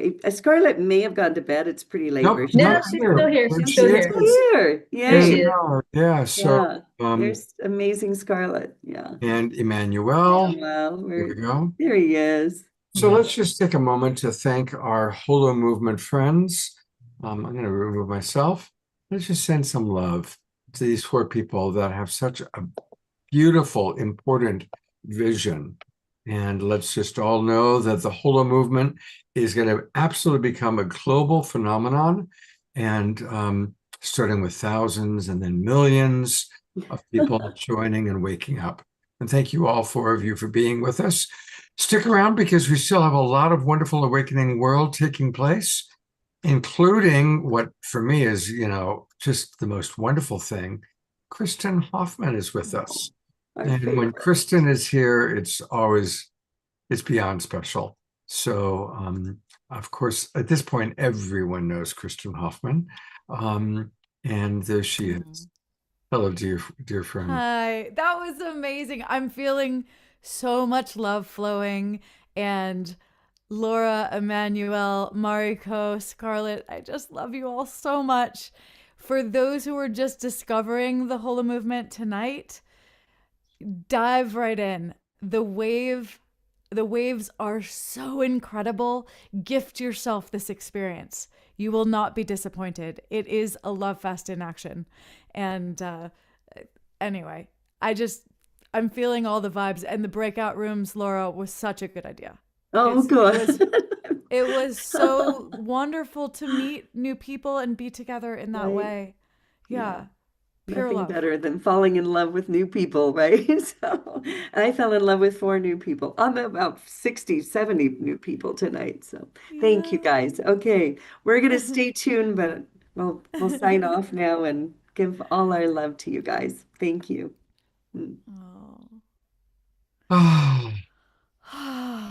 Yeah, let's just all take a big breath together. Breathe in love. And then send love out to the world. So, one of the forms of love that I feel is most important for us all to tap into, not just people who consider themselves professionals, but all human instruments, is music. Music is like a liquid, living, breathing form of love that so quickly can remind us of that nature that we are. And as I've been listening tonight, I feel that we are all beings of love, and some of us have just shut down and we've forgotten. We can choose to reconnect, and we can reconnect to that source, that love, allness of who we are. And it can happen so quickly. And the vehicle of music is such an important way for us to really dive in and feel it again, right? Sometimes we just forgotten how to feel it. Love, the feeling of love could be very distant. And if you just let yourself to breathe it in, feel the music, feel the connection with each person in this room as you're listening. Feel the vision of us all being in a circle. We're sharing love. We're all informing the music. It's not just me playing music for you. You are part of it. I'm listening to your love. We're listening to each other's love. And that is going to come through in some form of music, which I don't even know what it's going to sound like yet, but we're going to discover that together. So here we go into I call it a solom, soul being light, om being the vibration of the universe, Hula movement, love discovery, let's call it. And here we go. Let's see what happens.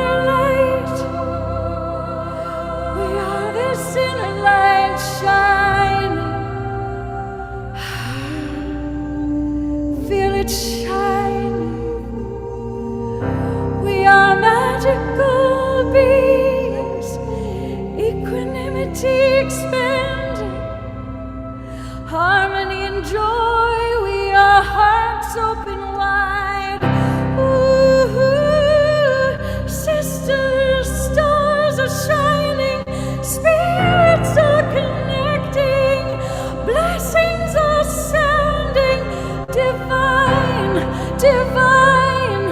Feel in your heart and know it. Even if you don't often show it, you can choose in this moment. You can choose to be reconnected in your system. You can choose to live it just like scarlet, nurturing, healing love. What a gift. What a gift from sweet Jesse. The Spirit, He moves through us, He carries a song. He reminds us of this sacred love song that we all belong in, we all are found in, we all are one in this hollow dance of infinite connection. Oh, feel the whisper. Remember the truth of who you are. Feel the whisper, the sacred embrace of love. Feel the whisper. Remember the truth of who you are. Breathe it in. Pure love. Diara said it, we are love. Breathe it in.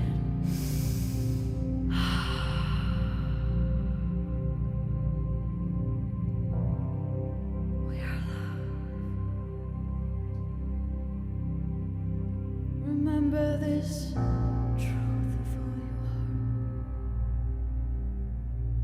We are love. We are love. We are love. This nurturing, healing love. We are love. We are love. We are love. We are love. We are love. We are love. We are love.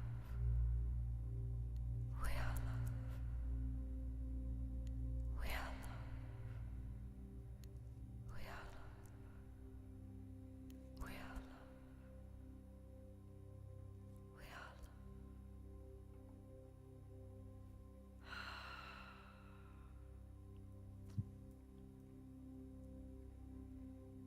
And some twinkles, some hearts, so much appreciation, love. Thank you, thank you. Love you all so much. Thank you for sharing your visions, your dreams, and your knowingness of love into the space. Thank you, thank you. Now, before we let Kristen go, first of all, thank you. I love you. I love you too. Totally divine. And guess what? Once a month, something very, very wonderful and special happens. And it's the Kristen Hoffman Sonic Family Gathering. It's always on a Sunday afternoon at 3 o'clock Pacific, 6 o'clock Eastern. And guess what? It's tomorrow. Isn't that It's perfect? tomorrow. It's tomorrow, which means that you got a little homeopathic dose of Kristen tonight, but you can get a whole like 75 minutes with her tomorrow. And here's how you do it. It's really easy. Go to her website, which is Kristen Hoffman. Notice there's two N's, Kristen Hoffman with two N's.com.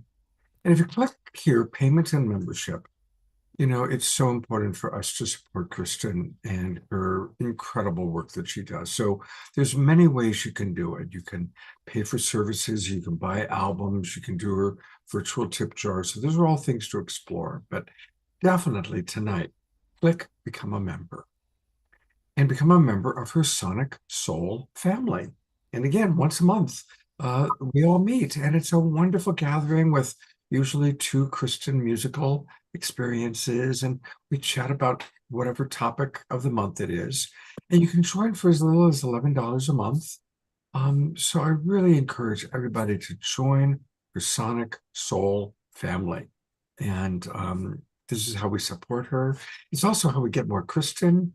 And it's a beautiful gathering. Of course, there are many people in our Zoom room right now that are part of her sonic soul family.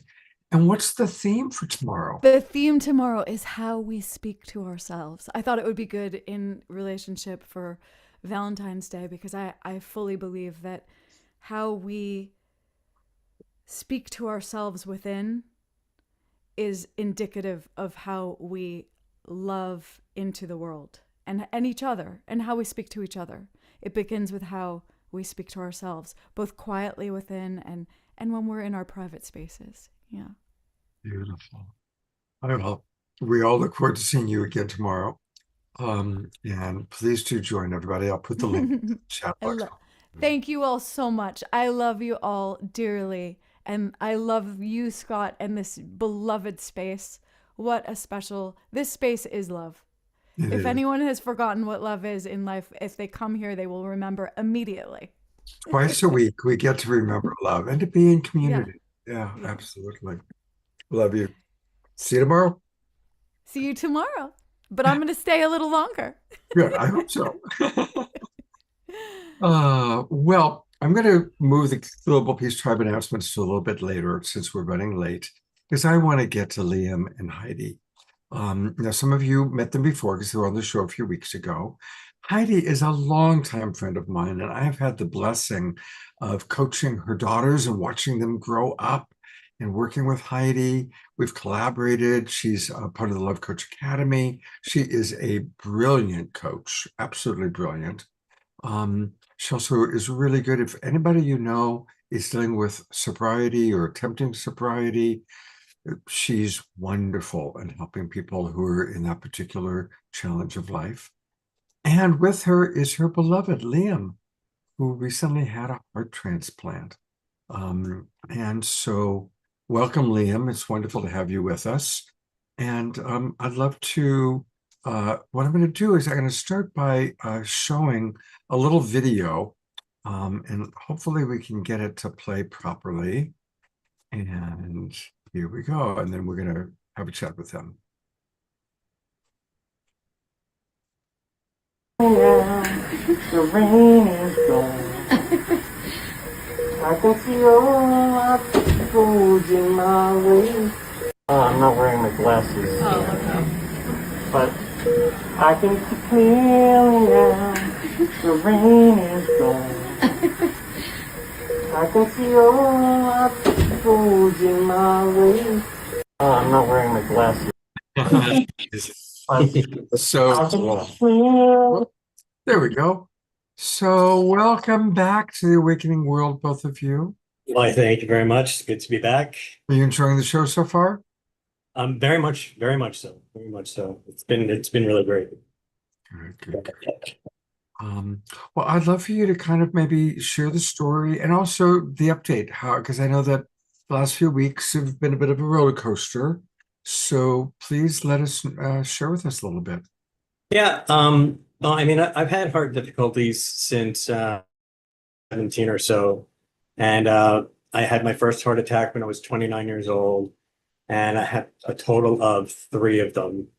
And through the years, it's kind of progressed into a lot of scarring in my heart. And then I developed AFib, and then I developed BTAC, and I got a defibrillator, and it just started that I was getting shocked a lot, and those shocks turned into from once a year to twice a year to 3 times, 4 times, and towards the end, which was about 4 months ago, it was to about 3 times a week.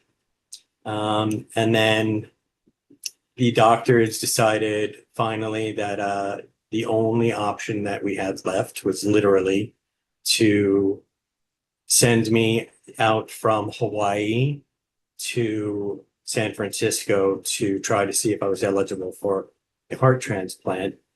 And I guess the universe saw fit, and I was lucky enough to be deemed eligible. And So on, when was it? January 8th, I went into surgery, and on it's been a trip. I got out of the hospital on January 19th, and that video that you saw was the day after my surgery on January 9th. And for those who couldn't hear it, I didn't have my glasses on. And so I was saying, well, I can't see anything because I don't have my glasses, but I can see clearly now. The rain is gone. I can see all obstacles in my way.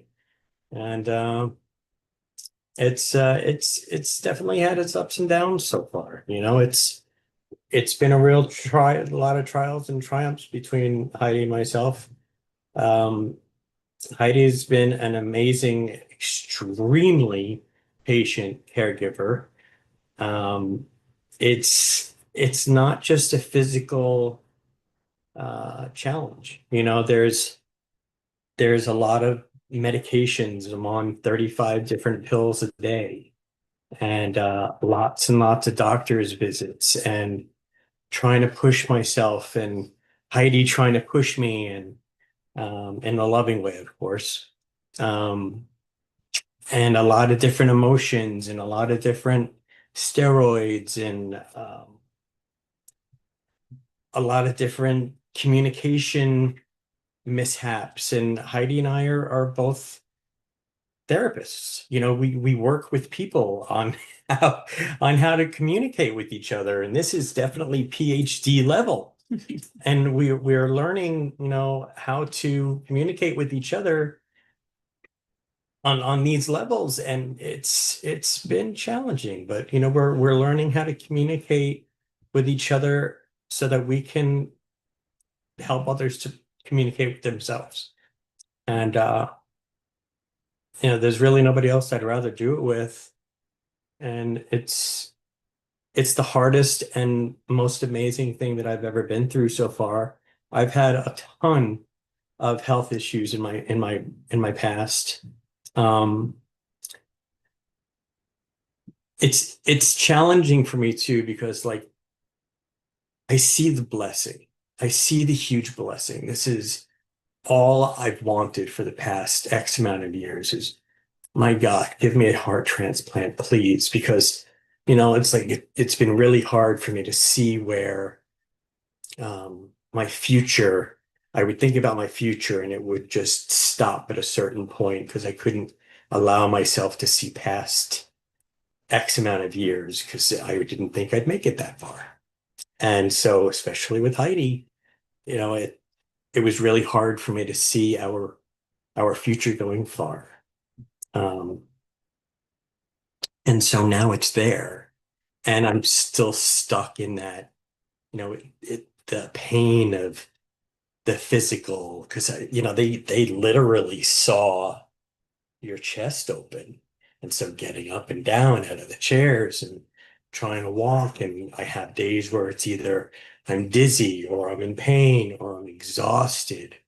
And she doesn't know who she's waking up next to that day, and uh, I'm usually very soft with her. And so sometimes the medications don't play very nice with her emotions. And, there's a lot of me trying to be as loving and sweet as I can. And I don't match who I'd like to be. So there's just a whole lot of new learning that I have to, well, that I get to, I should say, a whole lot of new learning that I get to put in place to become the best partner that I can be. I'm just grateful that that's with Heidi. Thanks for sharing, Liam. It has been probably one of the most challenging experiences we have definitely been through. I've been through. And I think love is such a big topic. I can think of, I have two daughters, and they're the only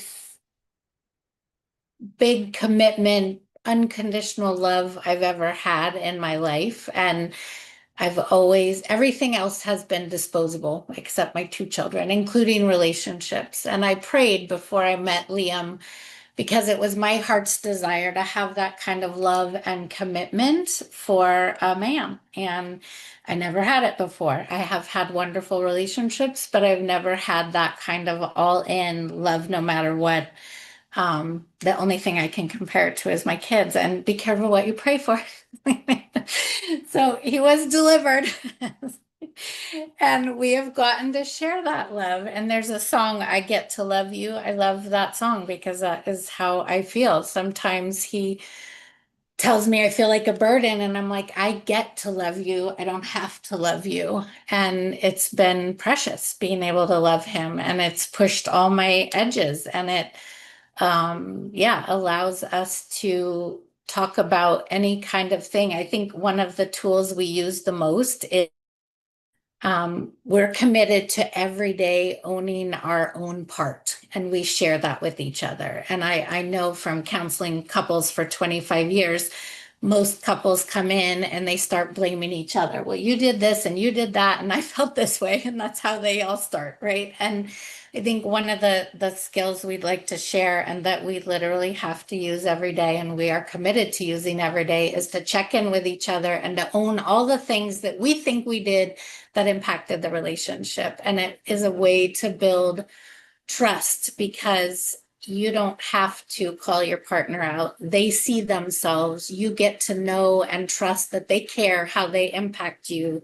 And we really have that. And that has been a lifeline for us through this experience. You know, I can say, I can see where today I may have gone over that line of caregiving into codependency, or I, you know, may have said it in a tone that was blaming or shaming rather than encouraging. Or, and we check in with each other, like, how can I be your cheerleader? When do you need me to shut up and not say a word and just watch you in your pain? And it's a very fine line when your relationship crosses all these boundaries, because we chose for me to be his caregiver. I have worked my butt off since I've been 15 years old, and right now I'm seeing maybe 4 or 5 Zoom clients a week. So if you need Zoom help, I'm very happy to help. It helps me get out of our situation a little bit, but it's been minimal, and I've been dedicated to supporting him. And we both kind of thought, why would he need that? Why would he need a full-time caregiver? They don't prepare you. They don't prepare you for how much care is needed. It's true. It's true. We had no idea how much recovery this took, and the fallbacks. Like he had a fall. He blacked out 2 weeks ago. Didn't even remember it, but fell, hit the toilet, broke his nose, crushed his ribs. He didn't break them, thankfully, where the incision site was. But it's terrifying. I went in and saw him. He was non-responsive with his eyes open. I'm freaking out thinking he's having a seizure or that I lost him altogether.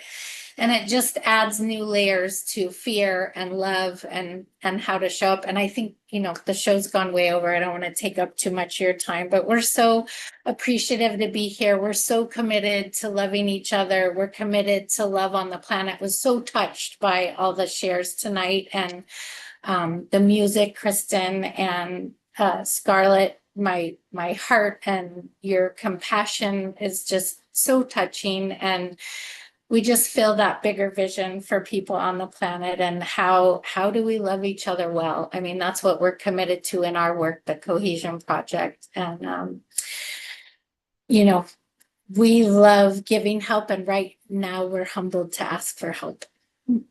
I've brought Scarlett and Kristen on camera with you and with you both. Because I'd love to ask all of you really a question, but we'll start maybe with Liam and Heidi, and I'd love to hear the answer from Scarlett and Kristen. When you're facing hard stuff, what are spiritual practices that have supported you? Maybe start with Liam and Heidi. Sorry, I didn't hear the question. When we face hard stuff, what are the spiritual practices that we lean on? Oh, I can absolutely. The first thing that I do is pause. And the second thing I do is absolutely every single time I put myself in Heidi's shoes. Absolutely every time. I always try to see how I would feel if I was Heidi after I try to do it before. I try to do it before. If not, then I do it right after. And that always gives me the perspective of how I could have done it better. And it gives me the humility to be able to apologize from a place of understanding where I can sincerely give her the understanding that I completely comprehend where I could have done better. Yeah, I have to say that has been the biggest gift in our relationship for him to bring that to me, and such a skill and such a gift that many people don't have. And I deeply appreciate that about you, Liam. And spiritually, we do a reading every day together and we discuss it and share only our perspective. We never give comments back and forth in that space. It's just what it brings up for him, what it brings up for me. And then we do a meditation quiet. And then we set a timer and do our meditation. And then we share with each other what happened in our meditation. And it's just a way for us to stay connected and intimate. I draw a lot on prayer. I've been a lot of visualization of picturing the vibration in his body shifting and picturing all the cells, and the vibration in my body and picturing all the cells, and just something intimate. I always picture a figure eight of light around us, and that helping, and I picture that in our meditation. And a lot of compassion. We give each other a lot of bandwidth because, again, this is a harder situation than either of us could have been prepared for. And just grace, like giving each other grace is a spiritual principle we've been practicing right now. Beautiful. It's so valuable to hear. And Scarlett, I'm putting the spotlight on you for a moment. What are some of your spiritual practices that you'd be willing to share? Well, thank you so much for sharing your story, Liam and Heidi. It was deeply inspiring. I visited your website during that time, and you all are living your purpose and your message every day, especially in this latest challenge. It's really incredible. So thank you for that. I do very similar things. I pray a lot. I have a great faith. At least I try to overcome my doubt. And one of the practices that I think about a lot is loving your neighbor as you do yourself. And I feel like when we do that, that cultivates empathy. And it's easier to forgive and come to compassion. I also label my body. I think that you all are probably familiar with Dr. Emoto's work, Miracles in Water. So I have a ring right now that says Nurturing Healing Love on it. And, Heidi, you talked to Liam's cells, and I totally believe in that. I believe in our body's ability to heal itself. And so I love my body. I just, give myself hugs and thank myself for showing up, thank my body for being strong and for always being there for me, and, getting up every morning and facing every challenge that I've ever had. Probably my greatest strength, though, I believe, is my faith. I literally have experienced miracles and including writing in the sky and different things. I'm so grateful for that. So it's very similar, and it's constant, right? Thank you, Scarlett. Thank you. And Kristen, we have such great respect for you. And we always see you kind of in your glory, but you're having a human experience. And when it's hard, what are some of your practices that you do? Well, thank you for asking. Firstly, I just want to say thank you to Liam and Heidi. I feel what you have been modeling through your very authentic sharing tonight with us, modeling love. I loved, Liam, how you said you slow down and you ask yourself, what would Heidi be thinking right now? I mean, that just in itself, if we could all just practice that, I'm going to remember that and really see if for the next week I can do that when I get challenged. And Heidi, I love that you're talking to all the cells. And I think both that kind of micro awareness, I mean, macro awareness and the micro going to the cellular level is so important. So thank you both so much. I feel blessed by the teachings that you've shared with us from your own lived life experience right now. That is definitely not easy, but very beautiful on many levels as well. Yeah, I feel that in my own life, meditation has played an important role, but even just simpler than meditation, something I'm just working with right now is every morning I say to myself, if anything comes today that triggers me or doesn't make sense, I give myself permission and I'm cueing myself to slow down. I'm a big fan of slowing down because I think a lot of our non-loving actions and speech and happens when we're going too fast and life is moving so fast and things are happening so fast these days. And so slowing yourself down and breathing, and just, it doesn't have to be a whole meditation, just breathing, taking a few breaths, coming into the present moment, and then discerning. So I tell myself every morning, if something comes today that doesn't make sense or activates me, I'm going to slow down, I'm going to breathe, and then discern. And to me, that just cues me right up for any misunderstandings, because I don't even have to know what it is or how I'm going to react. As long as I slow down and I breathe, then I am much more able to discern. So my little simplest tip, what I've been practicing. Oh, I wanted to jump in quick just because I don't want to forget again with her saying that what I call a sacred pause. And Liam mentioned one of his skills is pausing. And I love acronyms. And the acronym for pause is postpone action until serenity enters. And I love that so much. Say that again. Say it again. Postpone action until serenity enters. That is the acronym for pause. Wow. Maybe someone can type that in the chat so we can save it. That's beautiful. That is brilliant. Thank you, Heidi. Thank you. Thanks for sharing, Kristen. Thank you so much for sharing. Pleasure. Well, first of all, I want to thank some of our Global Peace Drivers that have already supported. Thank you, Susan Woolridge, Mark Danisovsky, Beloved Omashar, Lorna, Bonnie, and Roger. Appreciate any of you. And somebody named Anonymous is very active in supporting. So I want to start by acknowledging those of you who have already supported. And of course, they are on GoFundMe. And if you go to GoFundMe, I'm going to put the link into the chat box. But for those of you watching on Facebook and YouTube, just go to GoFundMe. And if you put in Liam's life-saving, boom, it comes right up.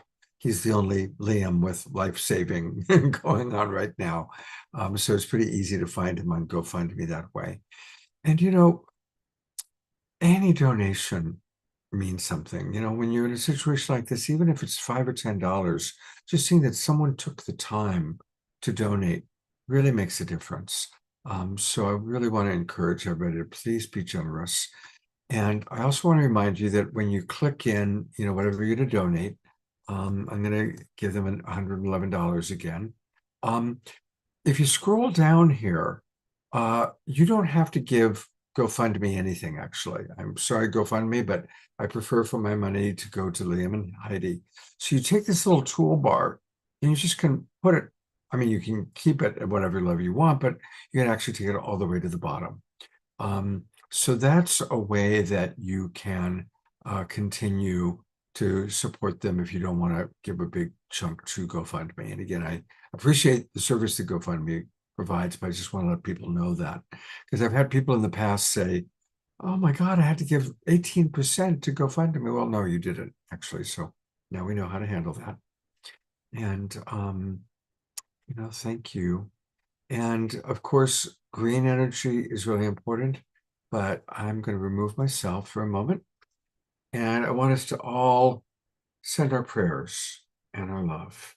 Let's have a minute or two of sending maximum grace to Liam and his big, beautiful new heart, and maximum grace to Heidi, because it is very challenging to be a caregiver. And always remember the caregivers and give equal support to the caregivers as you do to the person who's going through the challenge. So maximum grace to both Heidi and Liam.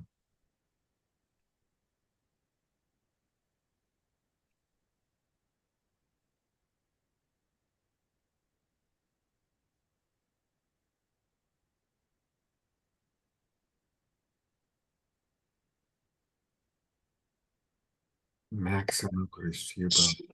Maximum grace.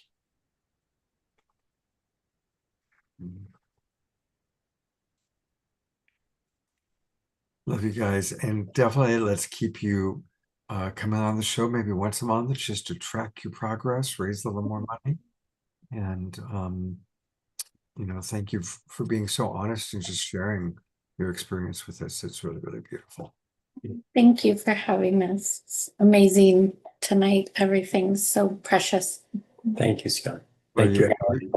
you're giving a beautiful example of true love. True romantic love is through sickness and through health and through challenges and thick and thin. So thank you for demonstrating that for us. Thank you.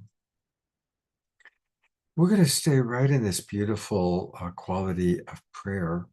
And I'm going to bring up Diara to lead tonight's prayer. In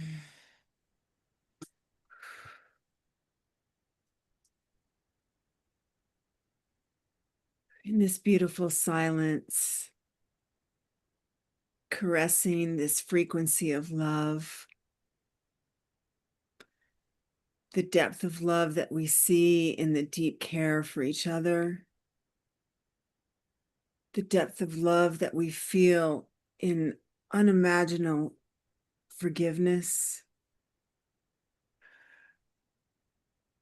the ability to see beyond what appears to be real and moving that into the truth of love that knows no separation.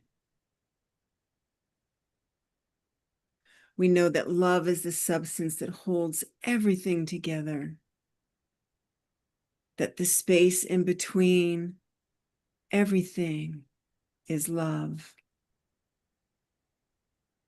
And we know that our ability to forgive and love transcends time and space. And so we send these prayers out to those beyond the veil, as well as those in our immediate field, and always bringing it back to ourselves. Just beautiful love and forgiveness, knowing that in every moment we choose, we respond, we reflect, and we refine so that we may choose again. And just feeling the palpable joy, the palpable love that's here, sending this out to those in the room, on the live stream and beyond. And we have so much gratitude for this container, this family, these friends who have become family, for the joy that we receive through music and the love that we are. And so it is.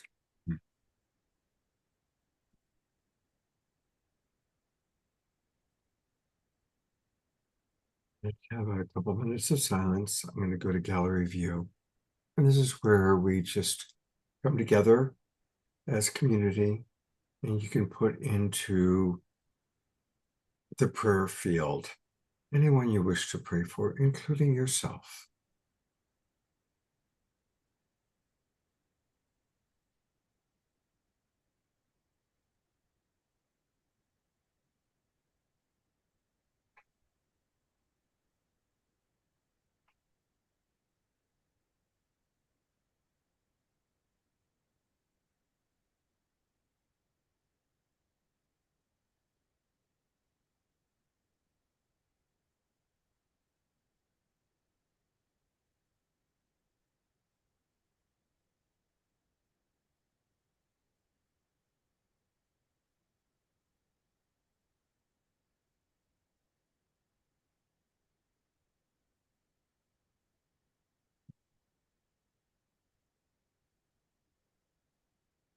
Thank you, everyone. Thank you, Tiara.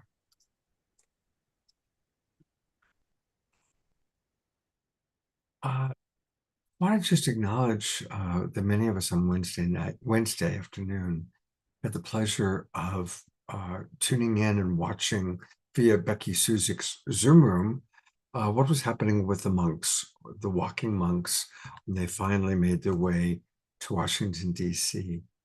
And it was very, very beautiful.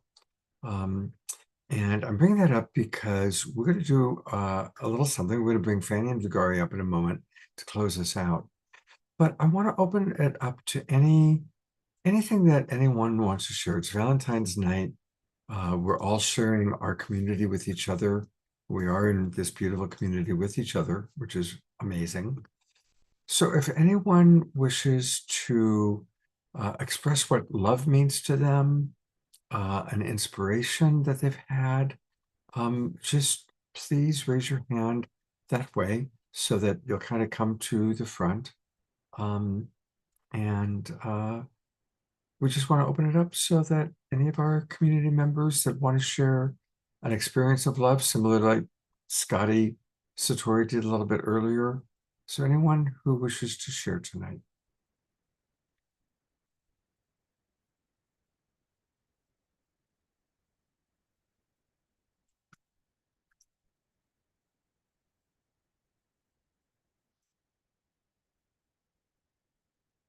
Everyone's feeling shy.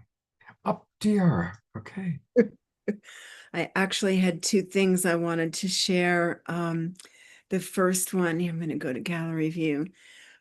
When Emmanuel was speaking, back in the day when we just discovered that tables weren't solid, that everything was held together with space, I remember telling my students that yes, and that space is love, and someday we'll be able to measure that. And now here we are. And the other thing I wanted to share, especially with Scarlett still being here, I believe, I shared this with you a few years ago, Scott. I was in session once, many years ago, and this was right after the Columbine shootings happened. And I was working with a client, and all of a sudden, through the ethers came these two spirits, these two souls. And I stopped, and I knew it was the two boys from Columbine, the ones that perpetrated. And they came and they said, "What about us? Like, where's the forgiveness for us?" So Scarlett, bless you when you mentioned that, and I wanted to share this, and know that this goes so much beyond what we can even imagine. Thank you. There's so much that we don't understand and that we haven't been told, especially about Columbine. I have a new podcast that just came out, Choosing Love for Authentic Power, that discusses that. And when you listen, you're just surprised at the empathy that you feel, even for those who can do such heinous things because of their experience. I mean, obviously they learned that somewhere, and they were in a tremendous amount of pain. I think that's beautiful. Yes, yes. Thank you again, Scarlett. And Scarlett, can you put into the chat box one more time your website, please? Great, thank you. And I'll show that to everybody so that our friends on Facebook and YouTube can see it. The other thing, Scarlett, too, I remember Daryl Scott, the father of one of the first children killed at Columbine, went and testified to Congress and talked about forgiveness. This was so many years ago. So just really honoring the courage that it takes to forgive at that level. Yeah, Daryl Scott's daughter, I'm friends with him. His daughter was the first student killed. And that story, if you all are interested, is also phenomenal. And there's this sort of a spiritual awareness in that story. 2 years later, he moved a dresser and found her handprint. She had traced her hand on the back of her dresser. And she said, one day, this hand is going to have touched millions of people. And on that day, they found that they had just reached 2 million people with Rachel's Challenge program. So, and it's really the same in my situation and other situations that I hear. There's this spiritual awareness. And once again, we're all one and we're all connected. It's actually beautiful, even though it's almost like a phoenix rising from the ashes. That's an extraordinary story. Thank you for sharing it, Scarlett. Thank you. And we're going to call on Christine in a moment, but I want to just point out people to Scarlett's amazing website. It's chooselovemovement.org. chooselovemovement.org, and I encourage everybody to go there. It's February. This is Choose Love Awareness Month, and there's a lot of resources, videos with Scarlett, events, a Choose Love ebook. So everybody go to chooselovemovement.org. And again, thank you for what you just shared, Deora, and thank you, Scarlett. It's wonderful to have you on the show, and I sure hope you'll be on the show again sometime. Thank you. All right. Well, Christine Hodel is in the audience, and that's wonderful. And I've kind of noticed you, and I'm really happy that you've raised your hand. Christine, welcome. Oh, thank you, Scott, so much. This has been beautiful, absolutely beautiful. I'm delighted to have been here with you all. I'm inspired to say something about love here. And to me, love is not something I do. It's all about what I am. This is about being presence itself. Love is presence. And that's what heals. Because when we accept, when we are with in a very how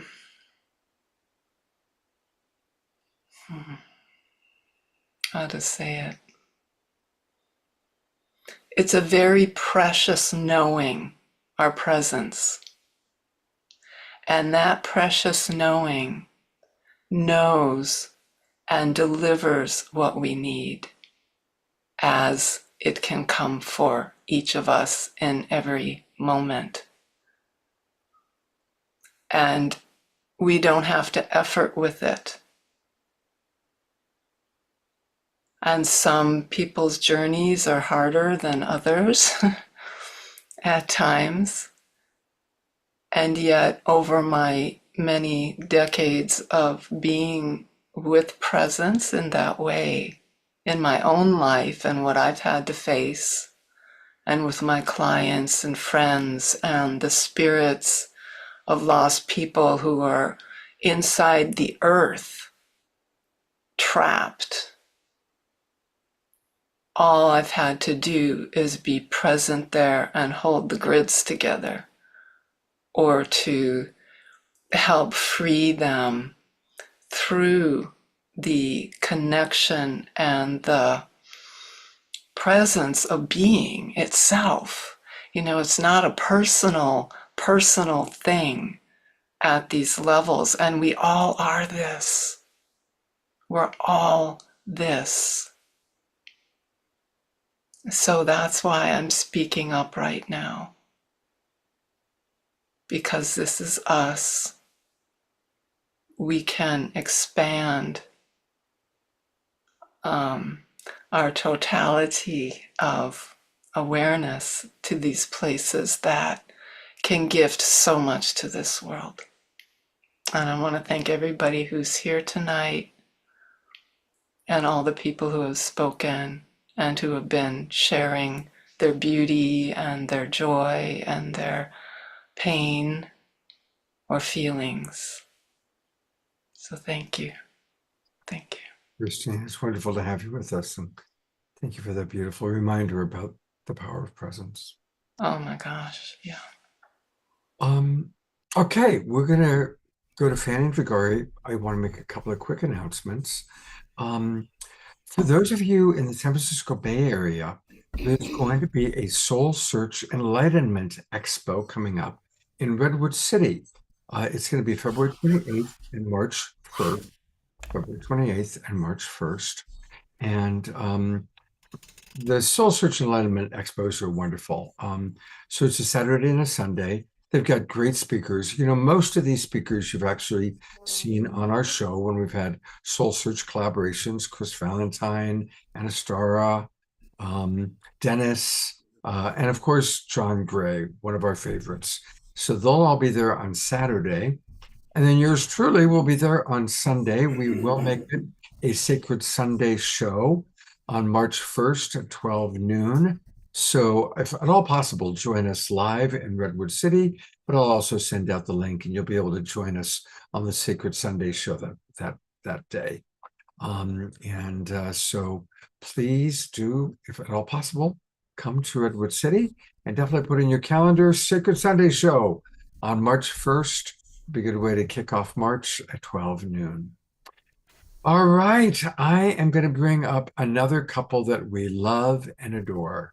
I was so happy that Fanny and Vigari were available to be with us on Valentine's night. And before you play your beautiful harp and guitar, tell us your musings on love. What do you want to share about love? Well, once again, it's a pleasure to be on the Awakening World.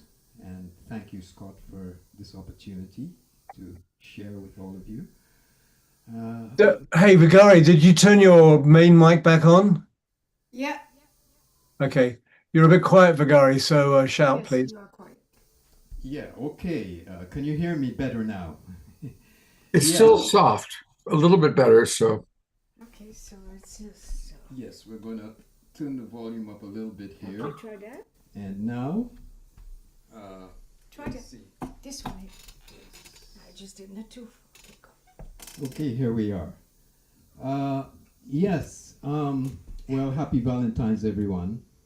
And for us, for me anyway, love is kind of the unifying force that keeps us all together. It's the animating force, I think, that controls the universe, that enables the universe to keep on being what it is and expanding and evolving ever and ever into more and more wondrous ways of being. And it's what keeps us together. Exactly. Love is so magical. Love is so beautiful. And I think we are learning, I am surely learning the shadow side, the solar flares and all that is coming at us. I really, truly, I am walking my best, walking my talk of my being the best lover I can, the lover for me, the lover for the world, and the lover for the presence. And what better way to sing a song, and this best way to create is with our music, create the loving we do together. Yes, and what we're being called upon to do in this time in history is basically to step back from judgment, to step back from knee-jerk reactions, and choose love. Put love into the mix in whatever situation we find ourselves in. Well, now you're talking, Gary. I see you're good, good, good. Yeah, it's all about love tonight, and I'm on fire. I'm telling you, Everett, you're on fire. Wow. Yeah, I know it's the year of the dragon, but we're moving on to the horse on fire and passion. So let's share some loving. All right. The year of the fire horse. We are the fire horse, but you're the dragon, and we love you. So here we are. Music is flowing.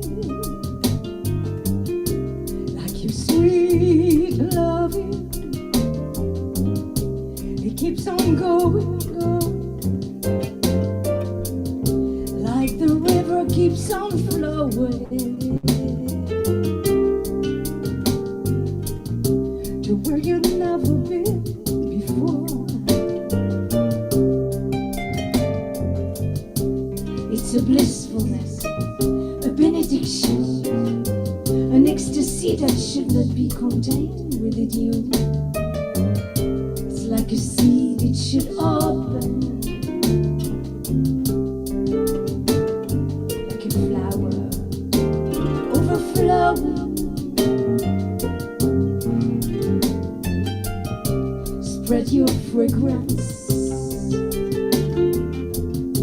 your radiance, your dance for everyone. Music is flowing, reaching for higher ground, reaching for higher ground. Music is flowing.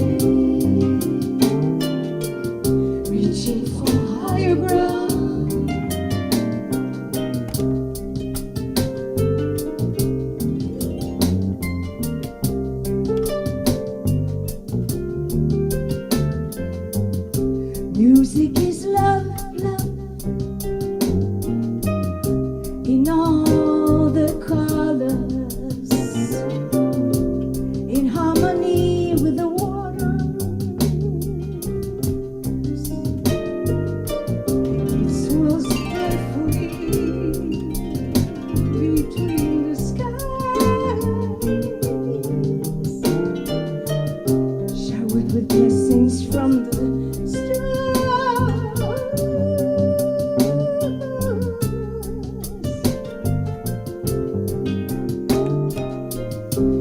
passion, spread your light in the dance of the beyond, in the dance of the lost,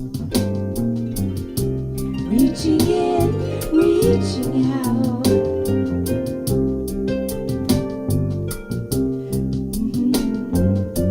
Drink of this sweet nectar, reaching in and reaching out.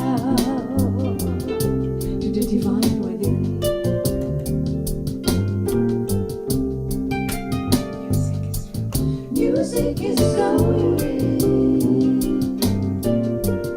reaching for higher ground, reaching for higher ground. Music is flowing, reaching for higher ground, reaching for higher ground, reaching for higher ground.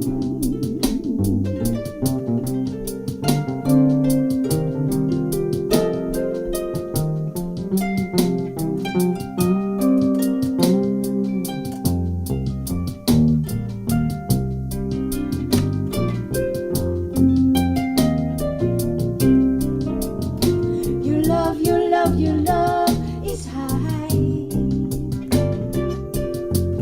like the deep blue sky. Your love is pure, like a starry night. Your love is deep,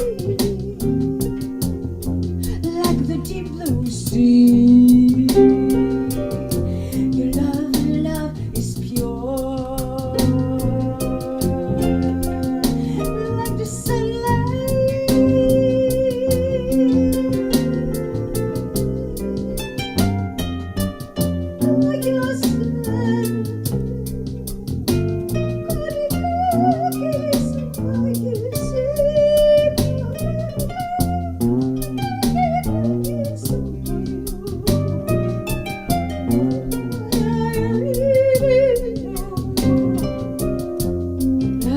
Love heals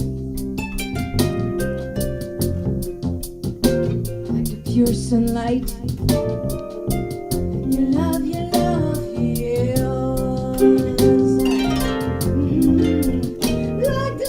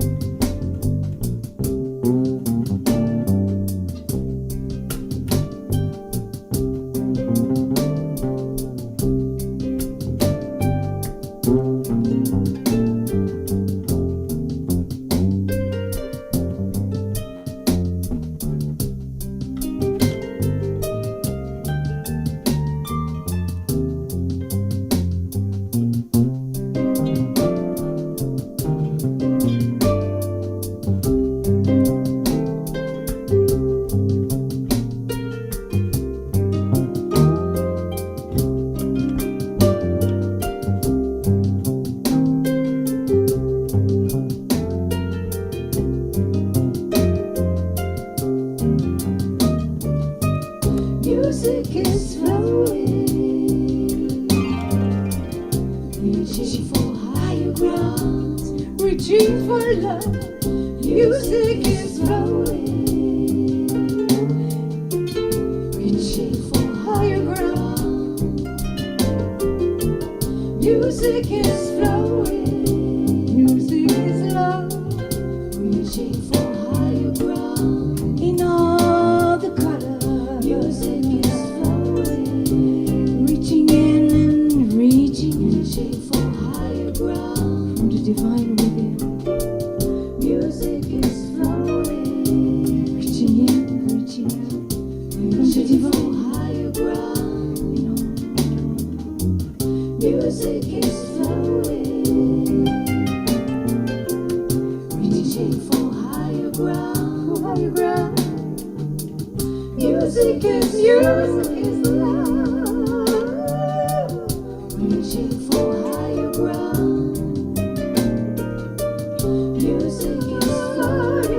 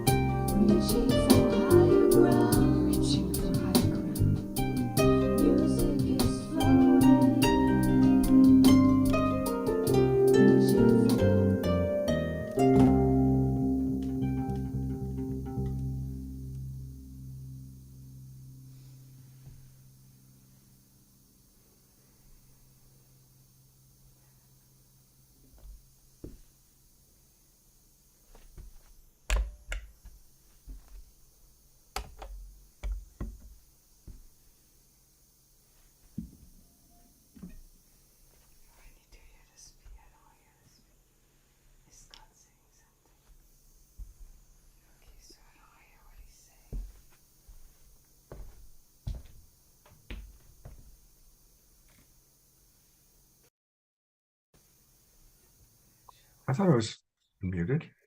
Was I? Okay, there we go. And I just gave the winning lottery numbers that came through, but I don't remember them now. Hey, everybody, we can get all things Fanny and Vigari by going to starchild.ca. And also want to really encourage everybody to get their Awaken 1111 album. You can go to Bandcamp and find it there. And anything you'd like for our audience to know, Fanny? What did you say? Is there anything you'd like the audience to know about your current offerings? Oh, our current offerings is all love. Go to the starchild.ca and scroll around and find whatever. We also designs, we make music, we make readings, we play the music. We are so gifted, and we are here to share the gifts. So give us a click, and we will answer with love and light and joy. And thank you for having us on this show tonight. It was so inspiring to be here on this magical night. Thank you. Yes, what a privilege. Oh, it's so wonderful. It's so beautiful, the people sharing their journeys. And yes, and so many wonderful moments this evening. Yeah. My heart is just filled with love. So is mine. So is ours. All right, well, I'm going to bring up some of the people that made tonight so wonderful. In no particular order, of course, beloved Diara, thank you so much. And Omashar, we only had one Omashar song tonight because we had so much music. I was singing all along. We are all part of the music. Thank you. And of course, our beloved Kristen Hoffman, who's still awake, even though it is past midnight and she has now turned into a pumpkin. I was watching as it turned at midnight. It's like, is she going to still look like that? But she maintained that, so I'm happy about it. I've broken my little rule since the new year that midnight is my latest bedtime, but it was worth it. There was so much love. I had to just cheat a little bit. Well, I'm really glad you did. Thank you, beloved. Yeah, and let me just say thanks, Kristen, for being such a wonderful musician and such an inspiration to all of us musicians. Yes.